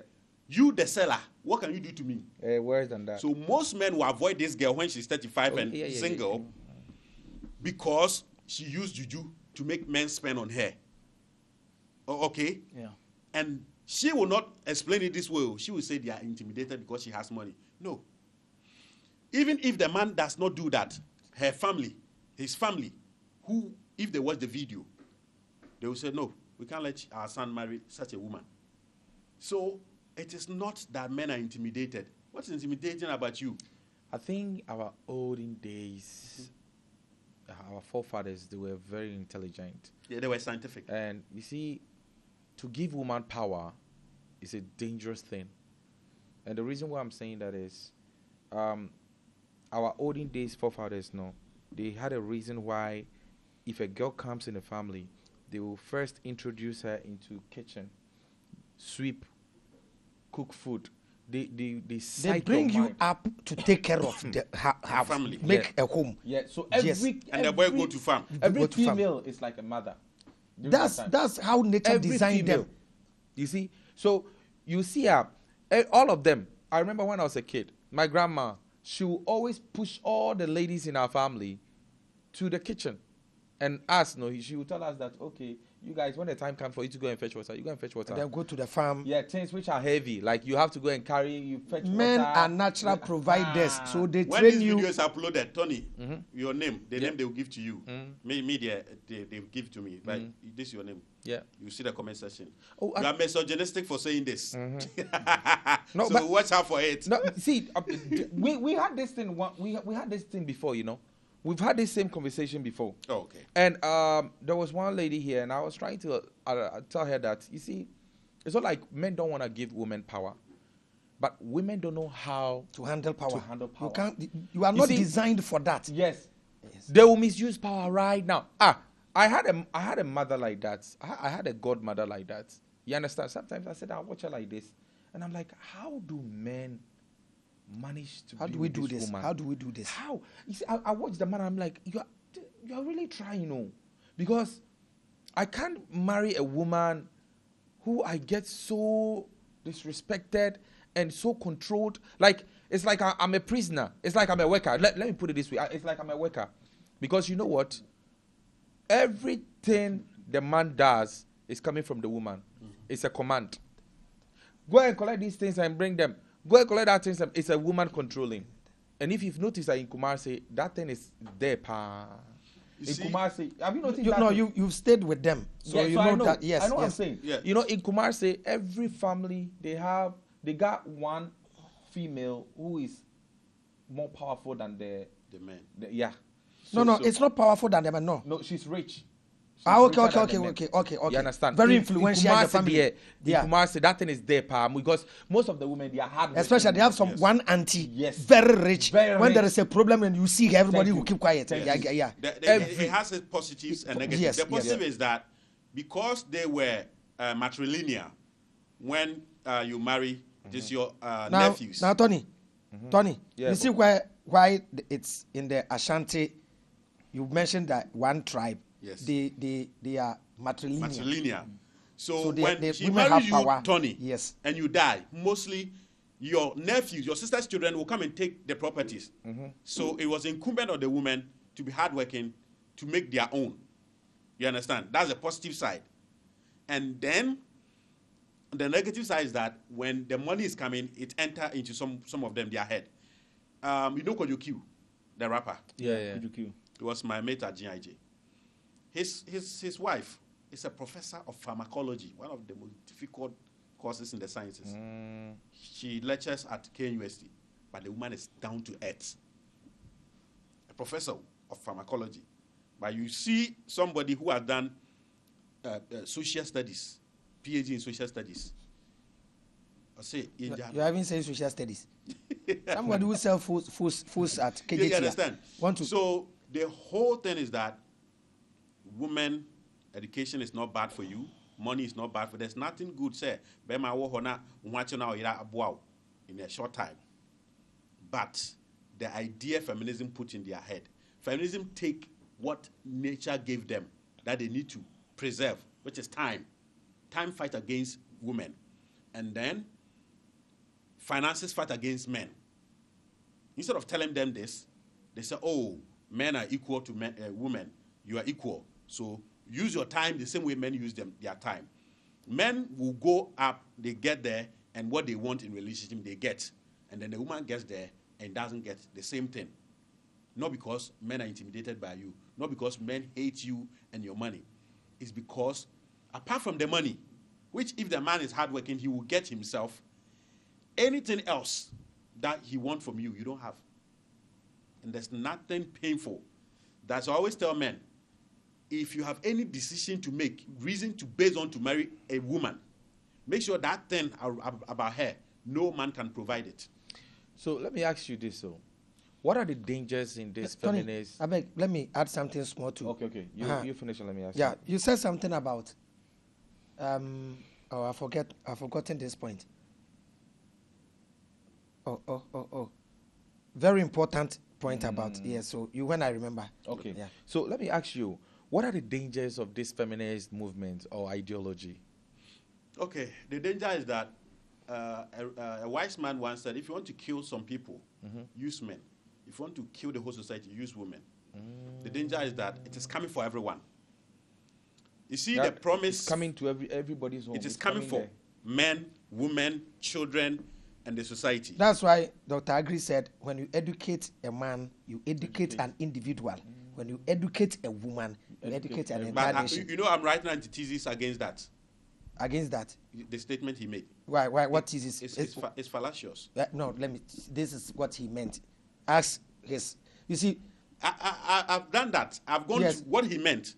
Are we getting it today? No, so... Today, when you educate a woman... Do you know, actually... So it is true, but maybe society... Because... At his time, he thought yes. that when they get educated, they'll come and use it to help build a family. Build a family. Because But the kids, today, they are the ones who teach the kids. So the statement wasn't wrong, but we are not applying that statement to benefit society. Yes. Because no matter what, even ask a lot of people who became Muslim. They became Muslim because their mothers were constantly on them because their father is not home. Yes. That's why in Islam they are always with their that mothers. is why in Islam they will never allow you to come and take the Muslim woman away. They will rather come and marry the Christian woman for you to come and join them. Yes. Because it's the woman that will protect the house. Even Christianity, between the father and the mother, who has been beating you to go to church, it is your mother. Yeah. You understand? And when a woman has knowledge, she imparts it into the children. Now, do you know one mistake we men we do? To all the men, our fathers did something to us.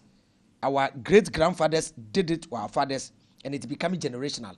Fuad, do you know in the home, a woman starts preparing the daughters to face men at the age of 9 years? At the age of 9, we'll be teaching you about men. Wash yourself. Be neat. You go psychologically. We the guys, none of our fathers sat us down to show us weapons to clear matches. At the age of 18 years, your father will see you with a lady and say, "Hey, live there with that your useless life." Defend our fathers. I will defend why they did that. Why did they do that? That's why as a man there, you call your son. That time, Listen to me. So you teach your You kid teach the child to impregnate. Bonnie say, Bonnie say. One of the reasons why modern boys are losing in relationship is that by the time the average guy having his first sex, the woman he's meeting has had about 10. You understand? And that is a loss for you. So when it comes to relationship today, it's like women are playing football on AstroTurf and men are playing the forest. They are the receivers. No. Like they have receivers. control over it because relationship is a social thing, and they control anything societal. Physically, we are strong, but when it comes to social issues, they are stronger there. And that's my advice for boys. Never underestimate the social strength of a woman. Know it before you get closer to them. Because, but that's where she will say, if you're a man, beat me. But have you seen two women quarreling and one saying, if you're a woman, beat me? Because she knows they don't have break on their emotions. So you will not even say, she will slap her. But you know you have been trained not to hit. So once you hit, her husband will come for you. Do you know their husbands? The government. The government, Every woman has two husbands. The government and you. So boys, be careful. Don't let their mouth deceive you. You sleep where you don't want to sleep. You see, women, we are not trying to say you guys shouldn't have any power or anything like that. You understand? The whole thing is how you use the power we give you. You understand? We have gotten to a point in our generation, if we don't take care, there won't be anything like a husband of the head of the family. It will come to a point, from how I'm seeing things now, it will come to a point. We the men cry, we are tired. Shege movement. No, because you see, we need to be ready. You see now, it's dangerous. And You know that- why? that's They the are biggest okay danger. being a What's single the mother. Shege movement? Yes. What do you know? Shege movement? Yes, I know. We need to be ready. Yes. But do you know the woman you can give power to? Woman whom you have tested, that when you give her power and it becomes successful, what she's doing becomes successful, she take the grace. The glory. And when it doesn't become successful, she take the blame to herself. That's the woman you give power to. But majority of women are like 2-year-old girls. Do you know how some women abuse men Who give them power? in context of children? Most men haven't checked this. Anytime the child does something good, the woman will call you. My daughter, my son. Hey, Frank, come and see. Oh, my son has passed the exam. Anytime the child fails exams, we'll call you. Hello, Ebo. Oban wabwan papa. Why you tika kakasa Avraham? Your empty head. You understand? So Hey, no man, matter how they are we are age, most suffering. of them, they behave like 2-year-old girls. How do they do that? They seek the qualification of adults, and then they seek the responsibility of children. If it becomes successful, it is me. If it doesn't get successful, it is you. It is you. So you have to make sure that this woman you want to hand power to, if the thing doesn't go well, she accepts that, Charlie, this time around I didn't succeed. Then you help her how she can get it right. And you do it. But the majority of the time, you should be the leader. How do you become a leader? You have to learn. We were talking about how Christian men are crying that their wives respect their pastor. Yes, because wabong, you don't know anything. When she asks you questions in the Bible, you will not give her satisfying answer. The pastor will do it and add exegesis. Avraham, what can I say? Exegesis to it. Yeah, that you have to ask senior man, not me. Exegesis. You have to ask senior man. No. You understand? So, as a man. But you know senior man. Yeah. As a man, some of the things that you need to get is general knowledge in life. Today, ChatGPT is there, Google is there. Don't be a dumb person. Yeah. Be knowledgeable. But learn about feminism before. Because feminism is coming for 20 years. What is the danger? The danger is that it is producing children without fathers around them. And they're okay with that's the scary part of the world to know. Yes. If you go to Europe right now, and it is coming here. you will see a lot of women without, a lot of kids without fathers. Like the women are single mothers. Like and they don't care. It's like they feel like, well, I'm getting what I'm supposed to get. Do you know that? Do you know why in Europe and America it is like that? But in America, it is in the liberal women who have the majority of children without fathers. This is what happened. In 1965, the government of the U.S. brought something called with the welfare system. Okay. How did it work? If you're a woman and you have a child and don't have a man, the government has money for you. If you have a man, you won't get that money. So when I was doing my 5-year study into feminism, I got to know that in the U.S., you find a 25-year-old girl with 7 children with 7 different baby daddies. And I was like, this thing should happen in Ghana, but even in Ghana, this is not common. Then I studied further, and I got to know that if I have 7 men, give me 5 children, I take child support money from father A, father B to father F. So by the time all these children get to 18 years, I'll be living so-called independent life. Do you know most women do not use that money to take care of the kids. So most Ghanaian, with all due respect, most Ghanaian women are doing the same thing in Europe, and a lot of them are on TikTok with depression. And it is coming here. Depression and shouting on TikTok. It started here. Yeah. So at a point, but they depend on child support, and they will come and tell you, go and work. The U.S. government decided that the child support money, they are going to make it a card. And limited the thing you can use to buy. You can't use to buy alcohol. You can't use to buy tickets to travel. So that to be strictly for the child. For the children. Yeah. And guess who fought against it? The women. And the government couldn't implement it. And then, in the U.S., prisons are not owned by the government like in some owned by government of Ghana. Majority of the prisons are owned by private individuals. So the more people they get in the prison, the more money they get from government. So most of these systems, social systems of less support women, some of these companies give money back behind the scene to the government support during campaign time, so that you're able to implement policies that will not make men stay with children, because majority of children who don't have fathers in their life will come to the factory, the prison. So it is called a revolving door. The prison will give money to sponsor a politician. When a politician comes to power, she passed laws that will make the woman think they are independent. There's no money in her life, but she's taking care of the children through the government. And then these children, over time, they will become criminals. And then they go to the prison. And then that businessman, he takes his money from you as a prisoner. So that is how feminism has designed a system. And it's not looking good for everyone. They've changed parenting, they've changed marriage, they've changed men. Because feminism didn't only promise women that they will become equal to men. Feminism also promised men that they will also have sex freely. Because one of the most difficult things for every male human being is how to get sex.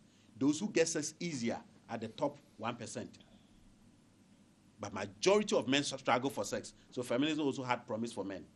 if you help to make this movement successful, you also don't have to go and face Avraham to vet you, whether you are hardworking or not, to have sex.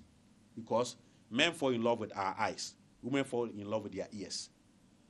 And when Avraham released the girls into the street and I meet them, their ears is their weaknesses. I'll win them. And I'll have my free sex. So in 1970, during the sexual liberation movement, the men who don't qualify, they also fought alongside the women. There's one man who I came out recently, I forgot his name. He said, I joined the sexual liberation movement so that I can get laid. Yes. Because once, like on TikTok, once you say you speak for women, I'm really free. Really free. That is why I'm saying they need to do something about it. I mean, women can do whatever they want, but the power and the party, I don't think it's necessary for us to. No, for me, I don't think it's just the power. I think now it is men that we need to talk to. That's why I do the 33 Men's Voice podcast. It is easier to talk to men to change than to talk to women. Yeah. Because with men, you can say it as hard as it is. Yeah. If he's fooling, you can say he's fooling. But for women, you have to think about their feelings. Yeah, so it is the boys that we need to talk to them right now. So that they don't force. Now the next scam that is coming on men is so-called successful women trapping their sperm. Hey. Yes. How? Because the men she's looking for are not coming. That's why I say men are intimidated by her success. So there are boys who today are looking for beautiful, successful women to date, who in a nutshell who's going to take care of them. But most of them, they realize that they're taking care of only happen when they haven't gotten your sperm. Yeah. When they get your sperm. As in baby, right? Yes. Okay. Because the woman was created to be with people till she dies. Majority of men will die lonely. Even those who are married. By the time they die. So nature prepare men for loneliness. So most boys from 10, 13 going, we start living lonely life. Yeah. When we want attention, we don't get it. We want attention from girls, we don't get it. But girls start getting attention from 10, 16 abroso. Yeah. But as for you, a man, you'll be lonely for a long time in your life. Because at the last stage of your life, most men die lonely. But most women, they can't stand it. So most women, they only see loneliness when from 30 going. Because that's where majority of men who were chasing her, giving her attention, stop chasing her. You understand? Yeah. So men should know that nature will prepare you for that lonely journey. But the woman, she will get. So most women today, the so-called successful ones, financial successful ones, they get to a point and they make a decision. Now, if I can't get a husband to be with, at least let me have a child. So that's why that banker, the guy who came to my DM, the banker said, oh, give me a child. May I have money? I'll take care of my child. And most of them, they scam them. After you give them the child, they say, come and take care of the child. And they are right. The law of Ghana says that if you give birth as a man, take care of the child. So young men, especially one who offend, Tony Monet, we no feel more. Oh no, careful. Oh, you are mentioning nice boys. Why are you leaving me? Oh, don't do that. Start again. Especially one who offend to say Avraham. Yes, something like that. Be careful. Hey. That trap is online. It's happening. Oh, that some of us we are married, so we are already in. There are traps that I want to fall in. So the ladies, I'm here. You can bring your traps. Avraham is a deity. Yeah. Oh no, me, I like traps, especially women setting traps. I like it. Well. So, talking of feminism, as you said, feminism has also done a lot of things to women. It have done a lot for women. Like, you mean positive? Yeah, positively. Okay. Like, let's say, for instance, now some of the women. What positive? They get to go to school. Before, they will not allow women to go to school. No, women going to school has nothing to do with feminism. But feminism take credit. Yes. No, they push the agenda. Yes. You see, the whole idea, the reason I'm saying this is the whole idea of pushing women to go to school is not the reason why a woman should go to school. Yes. They force women to go to school just to come and compete men, which is wrong. Yes. A woman must be educated. A woman must have something doing with her life because she must have something doing with her life. Because she she's a human. Have it Just in say she's her a human. mindset that I want to achieve this because of men. When you do that, you are a total failure in life. But have you also checked that right now, men in the developed countries, men are not giving that interest in higher education, university education. Most are business minded. They are going for technical. It has the purpose of education has come to an end, but we haven't seen it. We've realized the secret. We've known the secret. Because if you think about it, reading, and you are not doing any practical. Not just that. Right now in Ghana, very soon, any office job, if it's left with being a man and a woman, it will be given to a woman. Obviously. And I don't envy them. Why? Because most of the job is about social things, taking care of relationships. You understand? So women can do it better. Yeah, but soon, the system is going to betray them, the women. AI is coming for them. Oh, yeah, AI is coming for them too, yeah. Sterling Morgan has predicted that in the U.S., by 2030, which is 4 years from now, people who struggle to find job in the U.S. are PhD holders, master's degree holders, first degree holders. Gee. Guess who? Those who will not struggle. Technical, yeah. For you technical, yeah, that's why I say. And so many things that feminism says they came to fight against. For example, they said when football was invented in UK, England, they were not allowing women to play football. Football was invented in UK. Yeah, England. Ajagraja says it was John the Baptist's head. Oh. I have the video. Ajagraja said it was John the Ajagraja's lawyer. Oh, no. Ask everybody. He said it's John when they cut off John the Baptist's head. It was given to the daughter of Herodias. And then he threw it for the mother, and the mother threw it and they kicked it, and then they invented football. That's what Ajagraja said. Then that's pre-ancient time. But the modern football we have, it was invented in England. And feminists say that men were not allowing women to play football. And it was true. When did men allow women to play football in England? When men have invented the trousers. So the trouser is not male's dress. The trouser was invented for females in England to play football.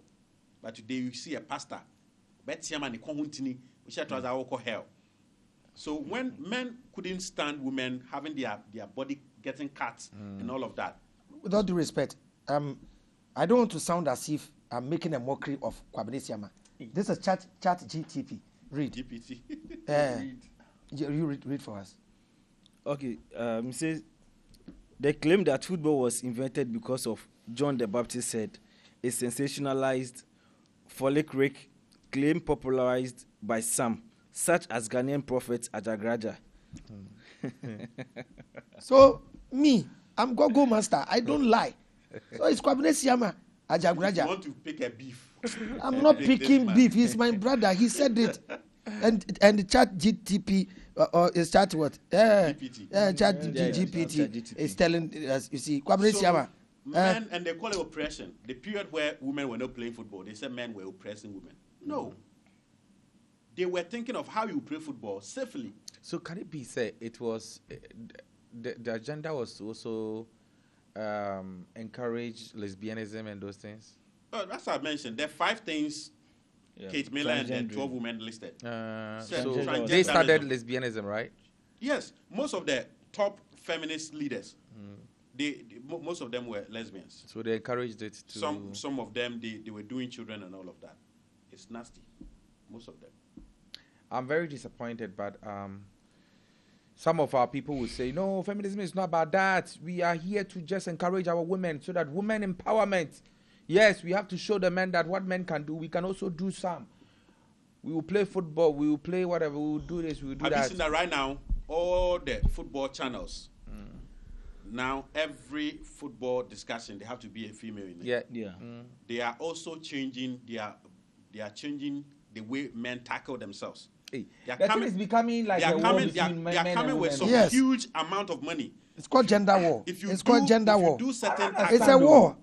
It's gender war, yes, right? If you do certain tackles as a footballer, they will take some big amount of money from you.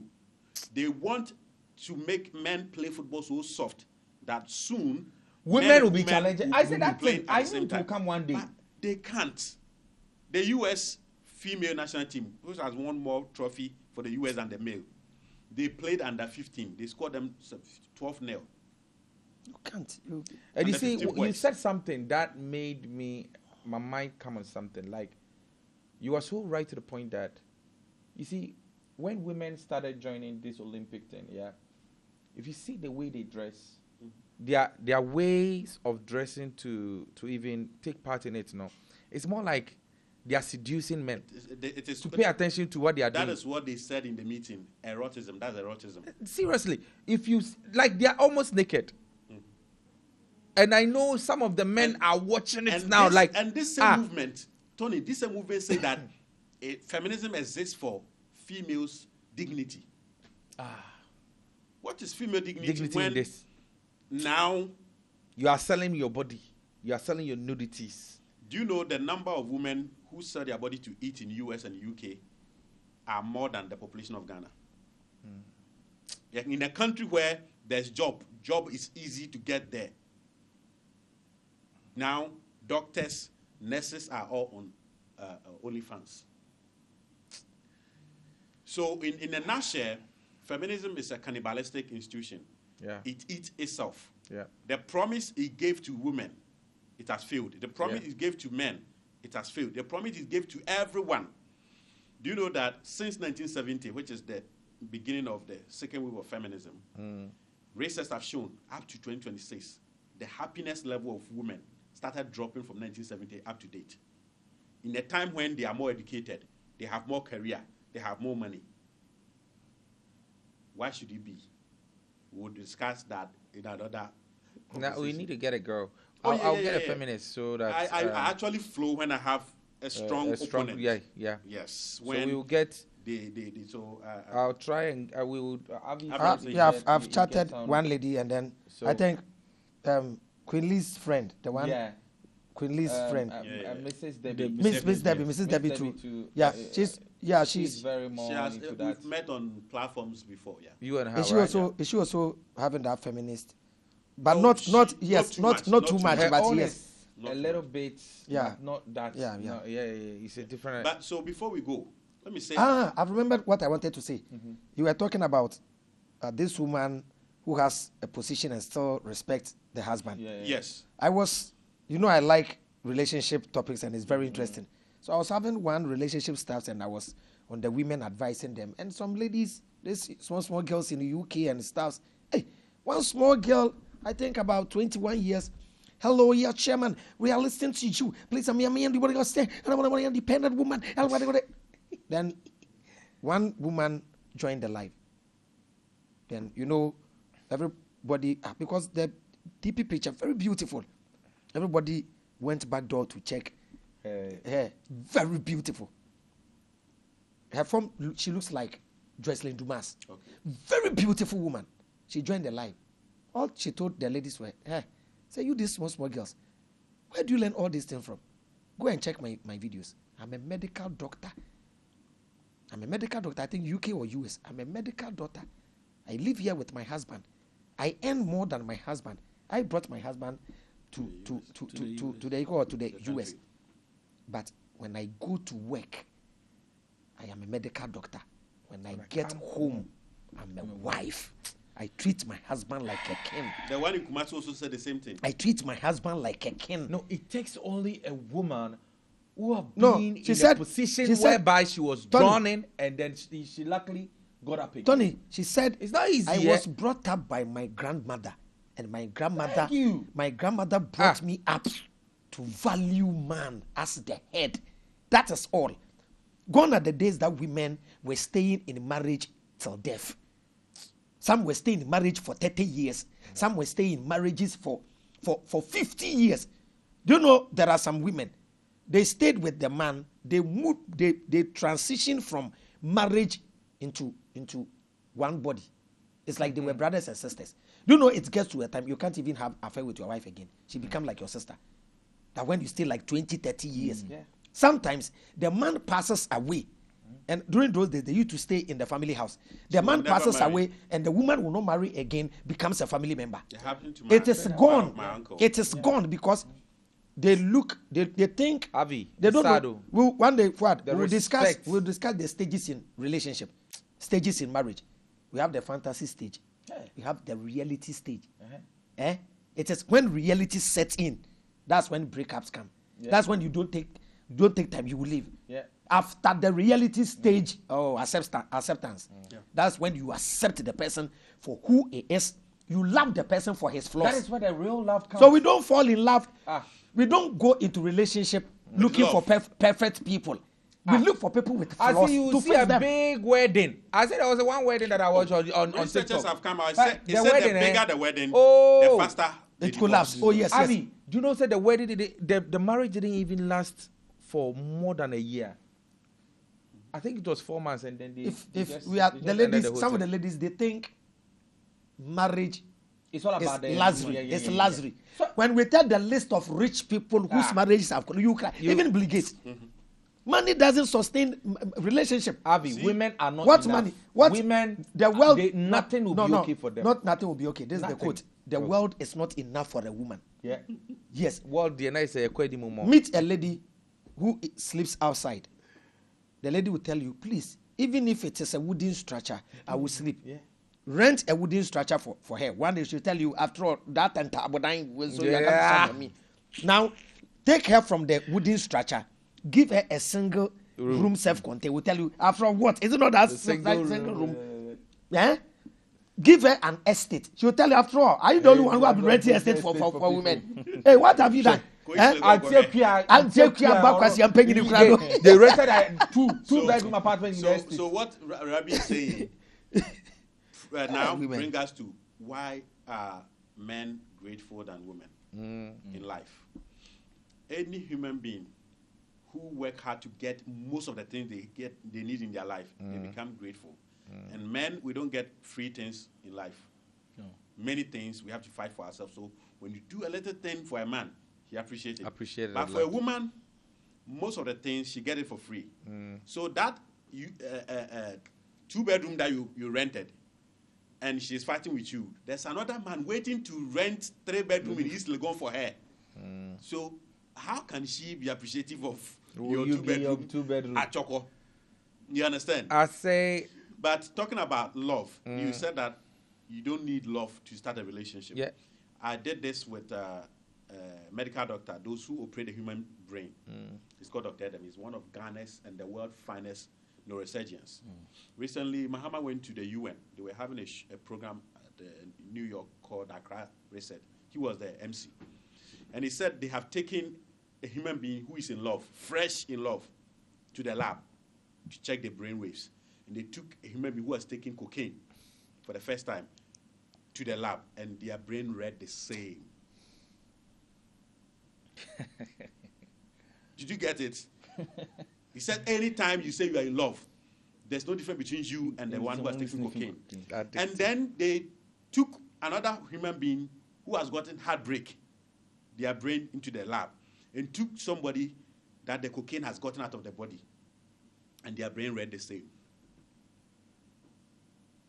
So he says, that thing you call love is not love. It's drugs. It's just feelings. And it has an expiring date. So why should we start a long journey like marriage with something that has an expiring date? So you need purpose, interest, and values. And today they'll tell you, hey, if you want to know, if you have a purpose for choosing me, then that's not true love. What is true love? Love is work. And do you know where the problem is coming from? I think the problem is coming from social media. There have been a lot of... Social media is amplifying it. The problem was there's no problem. The thing is, Shegelege movement will solve all... Avi, I say, you know what? I saw this little girl, I would DJ at his wedding. Take him 5,000. There was this lady I saw on TikTok. She was addressing relationship. And the way she was addressing the whole thing, I asked myself, how old is she? Have she ever gotten married before, or is she a married woman? There's a 24-year-old girl who has come out of 2 divorces. And he's now teaching on social media. I said, this girl, like, she's so much feeding the masses, especially the young girls, that you don't, like, the teachings she's feeding them, no, it's actually making the young girls feel like it's okay to leave a man. You can be on your own, because she got 1 kid, but she don't have a husband. And because I think the man left. Saying they don't want single mothers. Yeah. So she started saying you don't need to be waiting for a man to be okay. You can do it on your own. As a woman there, if your man don't do this, don't do that, leave. If you see your man... That I had one girl. And after all, you will be married. What do? The Obama will be sending you, and you'll be washing dishes and go and cook. After this, And you know the saddest part of the whole thing? You see young girls thinking whatever she's saying is right. Do you know why they believe what she's saying is right? Evolutionary and biologically, women think in group. Like if all the 4 or 5 of us here, we are women, and Avraham comes and complains about her husband. Yeah, her husband. And Tony knows that what Avraham is saying, Avraham's husband is not wrong, but Tony can't say it. If Tony say it, it's either Avraham will leave the group or will sack you from the group. Yeah. And it has its root in the ancient times when men used to live closer to beasts, wild animals. And then kingdoms will come and then overcome another kingdom. So the woman's primary source of protection was men. But men will not always be around. So in the absence of men, how do women protect themselves? They protect themselves in their numbers. Yeah. So because you need the protection of the other sisterhood, in the absence of men, you have to join a group. You can't say truth to a woman in the group. If you say truth, you either remove yourself or they remove you. So women use passive aggression to say the truth. So once Tony knows that Avraham's husband is a good man, but it's Avraham who is misbehaving, she will say, oh, yeah, Jano. Avraham will leave the husband. 6 months later, Avraham will realize that Tony is with the husband. Yeah. So women speak the truth with action. In public, they will never say the truth to you that you are wrong. And it is making them follow everything they hear on social media. They follow it. And the most painful part is that the younger ones. But it is good. Today, most men will meet their partners online. So when you see them, the platform that they listen to, mark it. And when you see them there, know that you can't take them home. Come say, 2023, a guy, JB, did a video that if your husband is abroad, has built your house... But Fuad, I think you have to meet JB here, or... Oh, that would have been fantastic. Tony, JB I think he's also on social. He hosts a program called Women's Affairs. But he supports women and then their ideas. So I think it will be a video saying that if your husband is abroad and has built a house for you, bought a car for you, send you $500 every month, but has not made his mind to take you abroad, he doesn't love you. Then I did a counter video that somebody is in abroad 20 years, he doesn't have papers. How do you expect such a man to invite a wife to come to abroad? So I said that if you are abroad and a man, create a fake account and follow your wife. If you see your wife going to that guy's page, be careful with your wife. One guy created the account, followed the wife goes there, and then pretended she's not the husband. So she went to propose to the woman. The woman agreed. Selected a hotel in Accra that December 2023, the man should come. And he came to my DM and said, when I created the fake account, this is what I've gotten.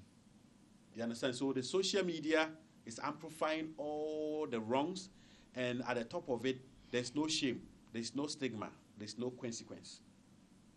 That is why all of this is going on in our relationship is getting wayward. Nice. This beautiful one, and I'm really, really enjoying this because you see, sometimes people, some of the ladies, they need a matured minded to, to educate them on this kind of, relationship topics like this, because if you are going to follow a social media to listen to another lady who is heartbroken by maybe Avraham or maybe somebody like that, you see, she will take the hate, all the hate there inside her heart. Movement. So she will come online, and when she come online now, she's going hard on the guys. If you have a kid with a man, and the man is not doing this for the, sue the man. Don't waste, because the man is probably enjoying with another woman. Sue the man, but you don't know. Maybe this same man you're talking about is going through a lot. He's trying his best to put. I'm not saying all the men are sometimes in that position. Some of the men, they are also wicked. But the point is, you don't teach others to go and do such nonsense.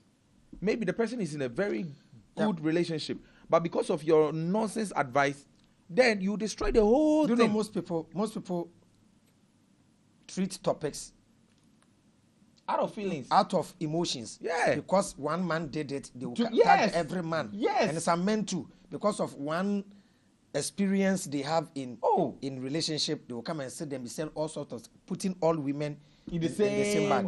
So sometimes we say women because it is the attitude of the majority. Yeah. Yeah, that's why we say women. Yes, there are women that are not materialistic. But when a woman is materialistic, it is not a bad trait. That's how they were designed. Yeah. That's why even when a man and the wife are going out, who dresses more is the women. Women are like a crown on a man's head. Let a man be very dirty. Nobody respects the man. The moment they see the girlfriend, maybe a very beautiful girlfriend, like maybe, let me use Hajia Bintu or Hajia for real, for example. They say, Charlie, the lady going, do you know the boyfriend? They say, who? His status. So women, when you take good care of your woman, it's a plus to you, the man. People tend to respect you when they see your wife and your children. In the olden days, when counting your property, your wife and your children are first. Say, hey,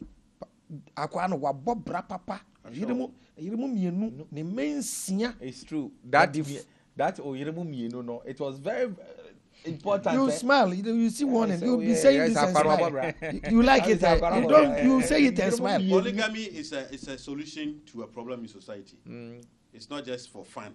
Yeah. Polygamy was invented to solve problems. Yeah. But like my problem, as for me, it's only polygamy that can solve my problem. But the problems I have in life is I don't get 2 or 3. I can't. He's lying.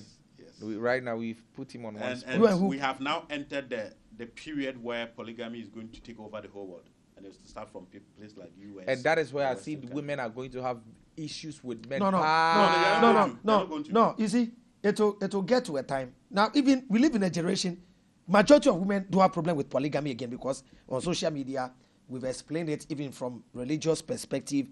And then when they see the intent, only have problem with poor men practicing polygamy. That's it. And that's the rule. A poor man shouldn't go into polygamy. No, you see, it depends on the context of poor. Yes. You see, if you don't have the mental toughness to handle 2 women, don't try. Sometimes you may have the money, but you don't have the wisdom. May not have the wisdom to handle 2 women. It's wisdom. Yes. Go to our Zongos. Most of the men who are polygamous in the Zongo are not that we call rich, but they are able to handle the women. You understand?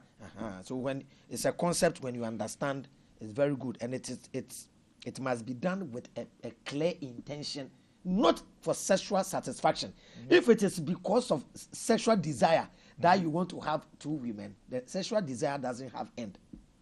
It takes maturity, I'm saying. As a man, you are in your ovulation period every 24 hours. Oh, yeah. Avraham right now, he's still... I'm ovulating right now. Oh, ask everybody. I'm immediate. The moment I wake up, I'm ovulating. And you know, women see, they picture this whole thing as some insults to them, you know? No. Like when a man is saying... I want to marry and I women satisfies me, like, you know, these kind of things. Yes, because you see, we are women breaking the code of equality. Yes. They actually picture the whole thing as some Why can men have more than one? We who treat that? Especially when men they quote this word, what do women bring to the table? They bring food. But Tony, do you know the problem I have with that statement? a man who know himself, don't ask that question. Why should you want a woman to bring something to the table? If Exactly. you're not ready, don't go for a It is woman. because of the Rabbi, feminist thing. Naturally, women bring something to the table. Uh-huh. So if you know yourself, you know the kind of woman you want, and that woman has something. So when you meet her, does she have what you want? What you want to say is, you know the gap you want a woman to fill in your life. Exactly. That's it. So that's it. But majority of modern men don't know what the gap Gap they want. want. Yes. That's what you're going to ask. Darby, I know what I want. I want a short girl. Yep. I want a slim one. Yep. I don't want big breasts. I want a girl from such family. It is in my head. So when we start talking, through conversation, I get to know whether you have it or either you not. need a working woman, Avi. whether you need a housewife. Exactly. Then, so when a man had a problem with the wife, and then they went to a counselor, for counseling, then they asked the man, why are you? Said, my wife, she's a lazy woman. Yeah. She will be sleeping she's always at home. She doesn't do anything. Then they asked the man, what's your profession? He said, I'm a doctor. Only doctor. Yeah, okay. So your lazy wife, what does she do at home? She cooks, she takes care of the children, washes the dishes, washes our clothes, and said, so now, let me ask you, you and your wife, who does all the work? The man said, I said, yes. You don't respect your woman. She's filling a gap in your life. Men need education. Yes, we need education here. They need education. But what you just said is very, very true. I mean, women. These days women you do hear a some lot. guys say, apart from sex, what does a woman Bring to the table. Like, Yep. You are dumb. They say No, those go on the things- street, you pay. You gotta pay. No, not even the pay. No. I'm telling you, it's not for free. Yeah, I get Yes. it. But Tony, my sister did something that makes my respect for women go up. Even though they say I'm a misogynist, the king of misogyny in Ghana. We went to my senior brother's wedding, and my hotel room, when I entered, the room smelled so stuffy. Yeah. So I called the front desk that they should change my room. Then my sister called that she's going to return, so you want to come to my room and dress there and then leave in the but I will sleep. The moment my sister entered and brought her things into the washroom, the scent in the whole room changed. I'm like, Yeah. This Problem. is my sister. Yeah. This is my sister's present. And the room I was calling to be changed. I called them and said, It's okay now. So if you're a man and you have not matured to a certain level, you don't know the use of women. And then people say, the man has used me, the woman has used me. You know why we say that? You are to be used as a human being. You were born to be used. So if a woman is coming into your life, she find out, are you useful to her? Yeah. You have to find out if that woman is useful to you. So no matter what one most of the time, the people who come and cry, they went for people who were useless to them. It's true. You get it? It's true. If you know what you want, then you go for who is useful to you. As Avraham said, who will fill that gap for you. It's true. So you hear pastors, they are going through divorce. But pastor, if the woman did all of this, why did you marry her? Oh, she was prayerful. She was business-minded. Yeah. And I'm like, that's stupid. You chose an aspect of a woman which every ordinary man can give to you based on that to marry. Business survey, a man can be your business partner. Prayer, a man can be your prayer partner. But respect, humbleness, submissive, you can't get from a man. So when you are choosing a partner, look for things you can't find in a man. That woman possesses. And today, majority of women have become men. Okay. So with this, I will just try to brush around our male who are also trying to join this feminist nonsense. I mean, thing. I won't say nonsense because it's going to bring a whole lot of things. So some of the men are now saying they want to be women, and they are also fighting for this thing, and now they have turned to gay, and they are dressing like girls and all that. How do we solve this issue? How do we make them understand that they are men and not to put themselves in that category? Because I know some people are saying that they were born in a man clothes. I spoke to one 3 days ago from Tema. What the first thing we need to do is we need to raise a new form of fathers. Yeah. unapologetic masculine fathers. Sorry. So that what you just said, if I'm understanding you well, it means some women are the ones who brought their male child up. So they pushed more of the feminine side in them. Is that what you're trying to say? That is one. There are those who are living with their mom and dad, and they've also grown up this To way. become that way. There are male feminists. There are men who think in egalitarian way. They believe that if there's 5 on the left, it should be 5 On the right. And life is not about that. Life is what is right at the time. Yeah. Life is not, it should be 5 here all the time. So there are fathers who are in their son's life, but everything the mother say is what goes. Do you understand? Men have believed, a lie feminists have told them that men have oppressed women for long. And let me look at my camera and say this. Any feminist or any academician who think that men, especially African men, have oppressed women in the past, should contact this media. Let's meet here. Yeah. I'll disprove all your points. So let's check. What did you say? Say any academician Okay. or feminist who have that notion that men have oppressed women in the past, especially African men have oppressed women in the past. I'm calling them for a debate. Okay. I will disprove all of them. This idea of men have oppressed women in the past has entered into a lot of men's heads, especially politicians. So politicians pass laws, and you go and read the bill. What is it based on? It's not based on democracy. It's not based on logic. It's all based on women were oppressed in the past. Now, in 2024, they passed a bill in Parliament. The bill says that by 2030, if you own a company in Ghana and you don't have the same number of female workers and the same number of male workers, you will go to jail or you pay a fine to GRA. The law goes on to say that the political parties in Ghana, anywhere they win election easy, like NDC, voter region, they shouldn't let men contest there. They should only let women contest in the place where they win the election easier. MPP should let only women contest in Kumasi, Ashanti region, where they win election easier. Now, when the women go and they win, the men in MPP have to go to where they will struggle to win elections.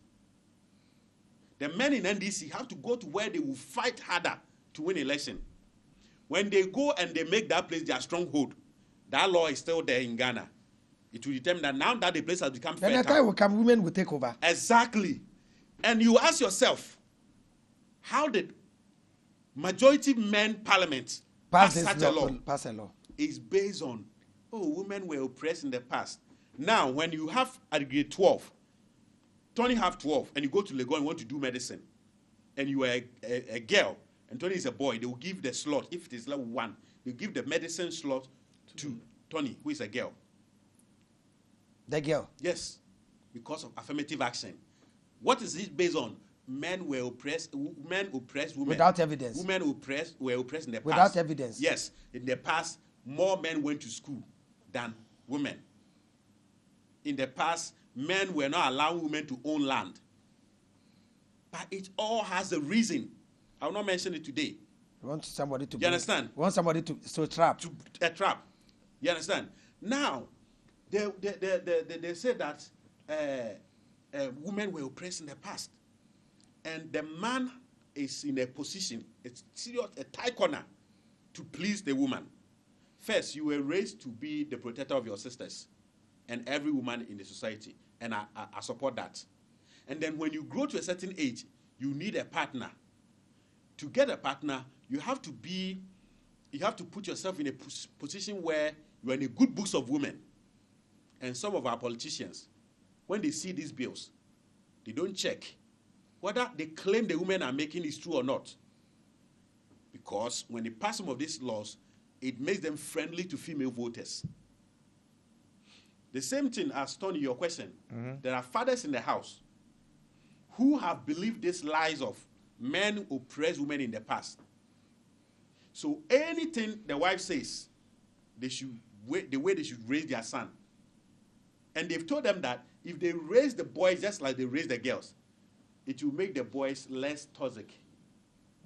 They will not become women beaters. But research have shown the most abusive men are those raised by their mothers. Their mothers. Yes. Because this is how the women have pictured the whole thing. Like, if they are raising their boys by themselves and they like maybe the father of the boy or maybe the father of the kid left, you see, they try to psych the little kid, the innocent kid, to understand that the father is wicked, the father is this. So the kid, he will even grow up hating men. Yes. So I think it affects the kids. It channels them to certain points where it's not supposed to be so. Yeah. There's this syndrome of, I will not be the reason why a woman cries. A lot of boys raised by single mothers have said this. And it is hitting them in their relationship today as adults. I will not be the reason why a woman cries. Okay. Because growing up, everything your mother says about men is painful. Okay. Had it been your father, I wouldn't be here. Had it been men. So these boys grow up, they have a good intention of becoming better fathers than their fathers, but they never had opportunity to talk to their fathers to find out whether what they were told is true. Yeah. So they grow, and they are in a position where they think that whatever a woman says, they should swallow it. Yeah. Which is wrong. They are paying for the debt of their father. And it is killing a lot of men in relationship. So there are boys who are turning into those things with fathers in their life. But the father is egalitarian man. He believes in equality. You understand? But the society will always treat us with nature. When the heat gets the fan right now, they will not treat you as a girl. They will treat you as a man. Yeah. And women will have their opportunity to do what they have to do. So what I will say is that we need strong fathers. Strong fathers who will make sure that boys are raised like boys and girls are raised like girls. Okay. I believe that whoever created us, whichever God, was not stupid for creating difference in us. And it is the difference that we are trying to bury that is bringing all of these problems. Once we begin to know the difference, there's a reason why everything happened. There's a reason why men do things the way they do it. There's a reason why women do the things they do. So if we set on the journey to look for the difference and why, we'll be free. Okay. So Fifi, if we are looking at things like you are the type of guy that grew up in more of ladies, right? Yeah, you have you have sisters and cousins. No, I have some female cousins, but I actually grew up with we actually three. So we're just two boys and then a lady and my mom. So when it comes to this whole topic, do you think if we allow women to have power over certain things, do you think it's okay, or we should just keep them the way they are, where they are supposed to be? They are supposed to be in the kitchen. No, it's not okay to, give women power. The way men are supposed to take over, men are supposed to take over, and the way women are supposed to, be where they are supposed to be, they should be. You want men to... You mean where women are naturally powerful? Yes, they should be. I don't even think understand giving somebody power. Anybody that asks for power is a woman can perform the duty, even when there are 1,000 men and a woman can perform, she must be given the opportunity to perform. Like Yas Antwa. During those days, it was men who were fighting. It got to a time a woman had the... Because the men has gone to war. They were not in town. The woman had the courage and then did what she has to do. So wait, in the context of thinking... Yas Antwa's scenario is also changing the whole thing, you know? No, it doesn't change it. In the context of, Tony, imagine you are living with your wife. Yeah. And you are an introvert. You don't like talking. Yeah. The discipline power in the house is in the hands of a man. But sometimes you marry a woman who is very wild, very harsh, who can control the kids. You allow your woman to play that function. Yes. That's it. If you are a man and you are a good cook like me, it's natural with her. It's natural. It's natural. Me, I don't allow women to cook unless I'm tired. My kids, when my children, they come on holidays, my second born is 20 years. I have a daughter who is 17 years.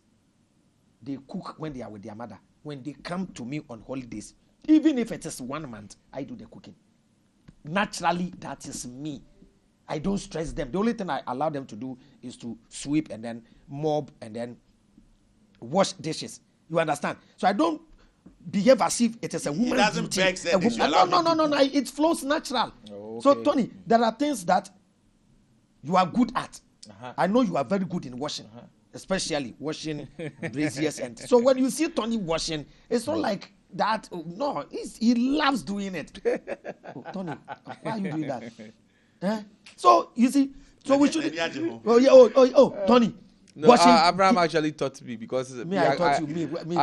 I one time I visited him and he was washing. So yes. So things, we shouldn't target like you are giving the person power. No. I have issue with that empowerment. No. Men don't need to be empowered. Women don't need to be empowered. They have their power. They know what they can do best. Locate what you can do best. and do it Okay. best. That's Yes. All right. So a lot have been said, and I think knowledge have been acquired here, and I think we need to get a feminist who will also be here on board so that she can also defend a lot of things that we are all saying. Maybe we are wrong. We might never know. To debunk all the lies. Debunk all the lies and press. Mr. And press his neck. Bibini is saying, and press the neck like you understand. Yeah. So with this all knowledge that we have acquired today, we will say it's a blessing day and a blessing topic, or should I say? Yeah, a very fruitful conversation. Very fruitful. So, if you have any last words you want to say, so that we just call it a day. Okay, so my last word will come from something you asked, but we didn't substantiate, which is the positive of feminism. Yeah. Before you can measure the positive and negative of anything, you have to look at the promise they gave to the world. Okay. Democracy gave a promise. Communism gave promise. Feudalism gave a promise. Feminism also gave a promise. To me, from all the digging that I've done in feminism, if I should give them anything, it will be 1% against 99% negatives. And therefore, I don't see they are positive. So what is that 1%?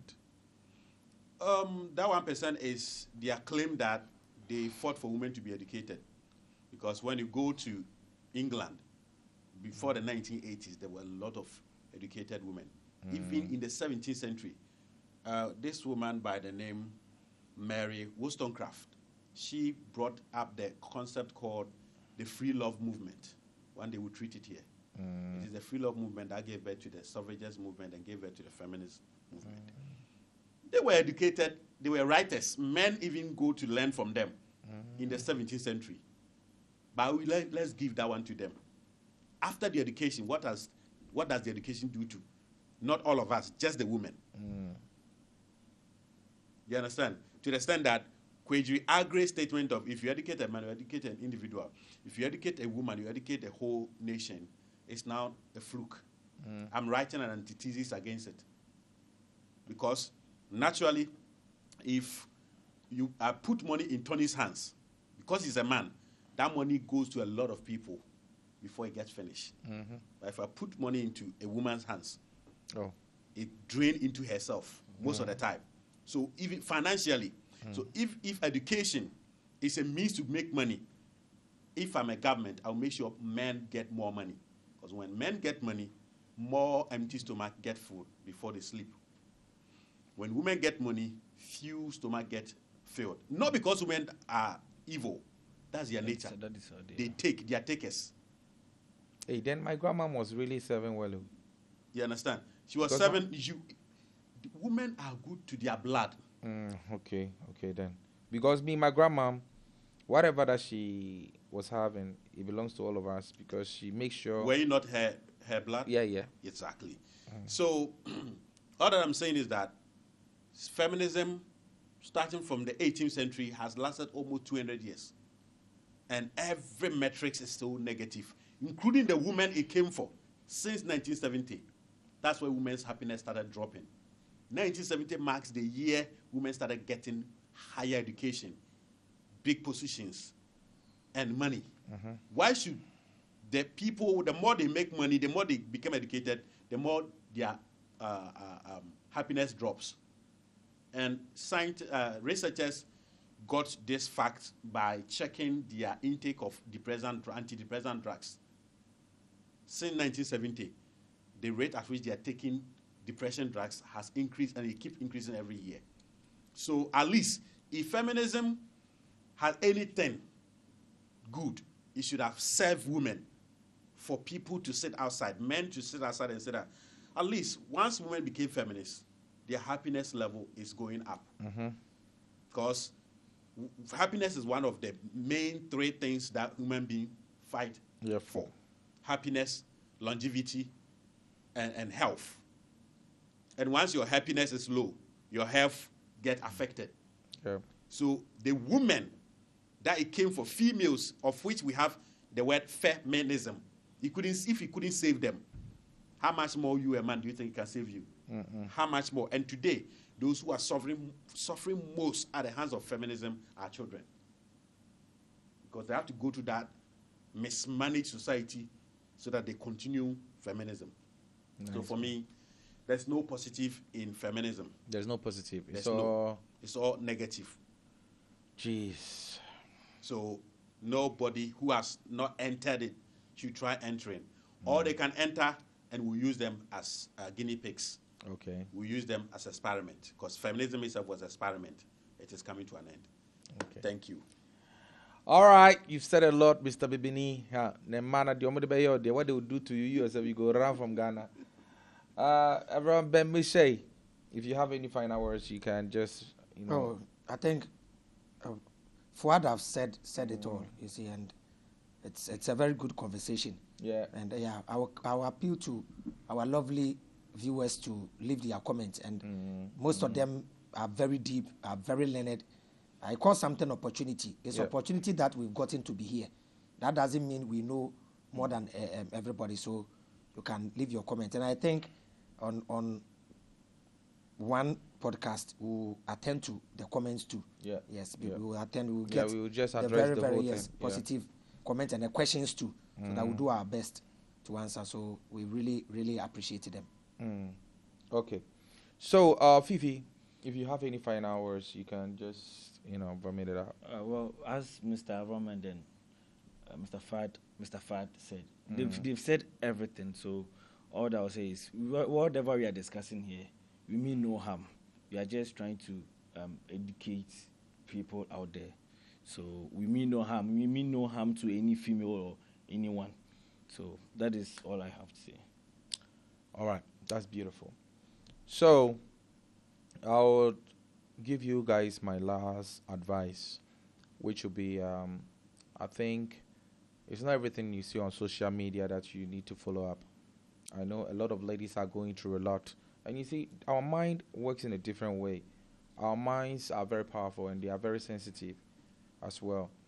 You see, the moment you go on social media, probably you have a child with somebody, and there is this lady sitting on social media saying a whole lot of things about her issues she's having with her man. No matter whatever that she's saying, one of those things will be something you are facing with your man. But it is not the man she's dating that you are dating. You understand? Maybe your man's own, what happened is a different issue altogether. So you don't just listen to this person that is giving you negativities, and you go and pour it on your man too, and then thinking, okay, if you leave your man, you can be like her. Trust me, she probably is looking for another man. But she'll be on social media and she'll pour out her pain, her emotions, she'll pour it out, making it look like she don't even need a man in her life. She'll make you understand that, oh, it's better now, I can go out and chill, I can go out anytime I want, I can do whatever I want. But if you are in a relationship with so and so, they will be controlling you, they will be doing this, and I don't want that, I don't want this. And me being on my own, I'm okay. It's a lie. Trust me. The moment you drop your beloved, that'll be the time you realize, say, that lady that was talking nonsense that you followed, she just entered into another relationship, and yours will be gone. So stop trying to think, say, you are ahead of this person, or maybe you are doing better than this man, or maybe you are doing better than your boyfriend. So because of that, you have to disrespect him, or you have to, you will not respect him or something like that. So I think with this being said, we will call it a night for today, and see you same time next week. I'm out.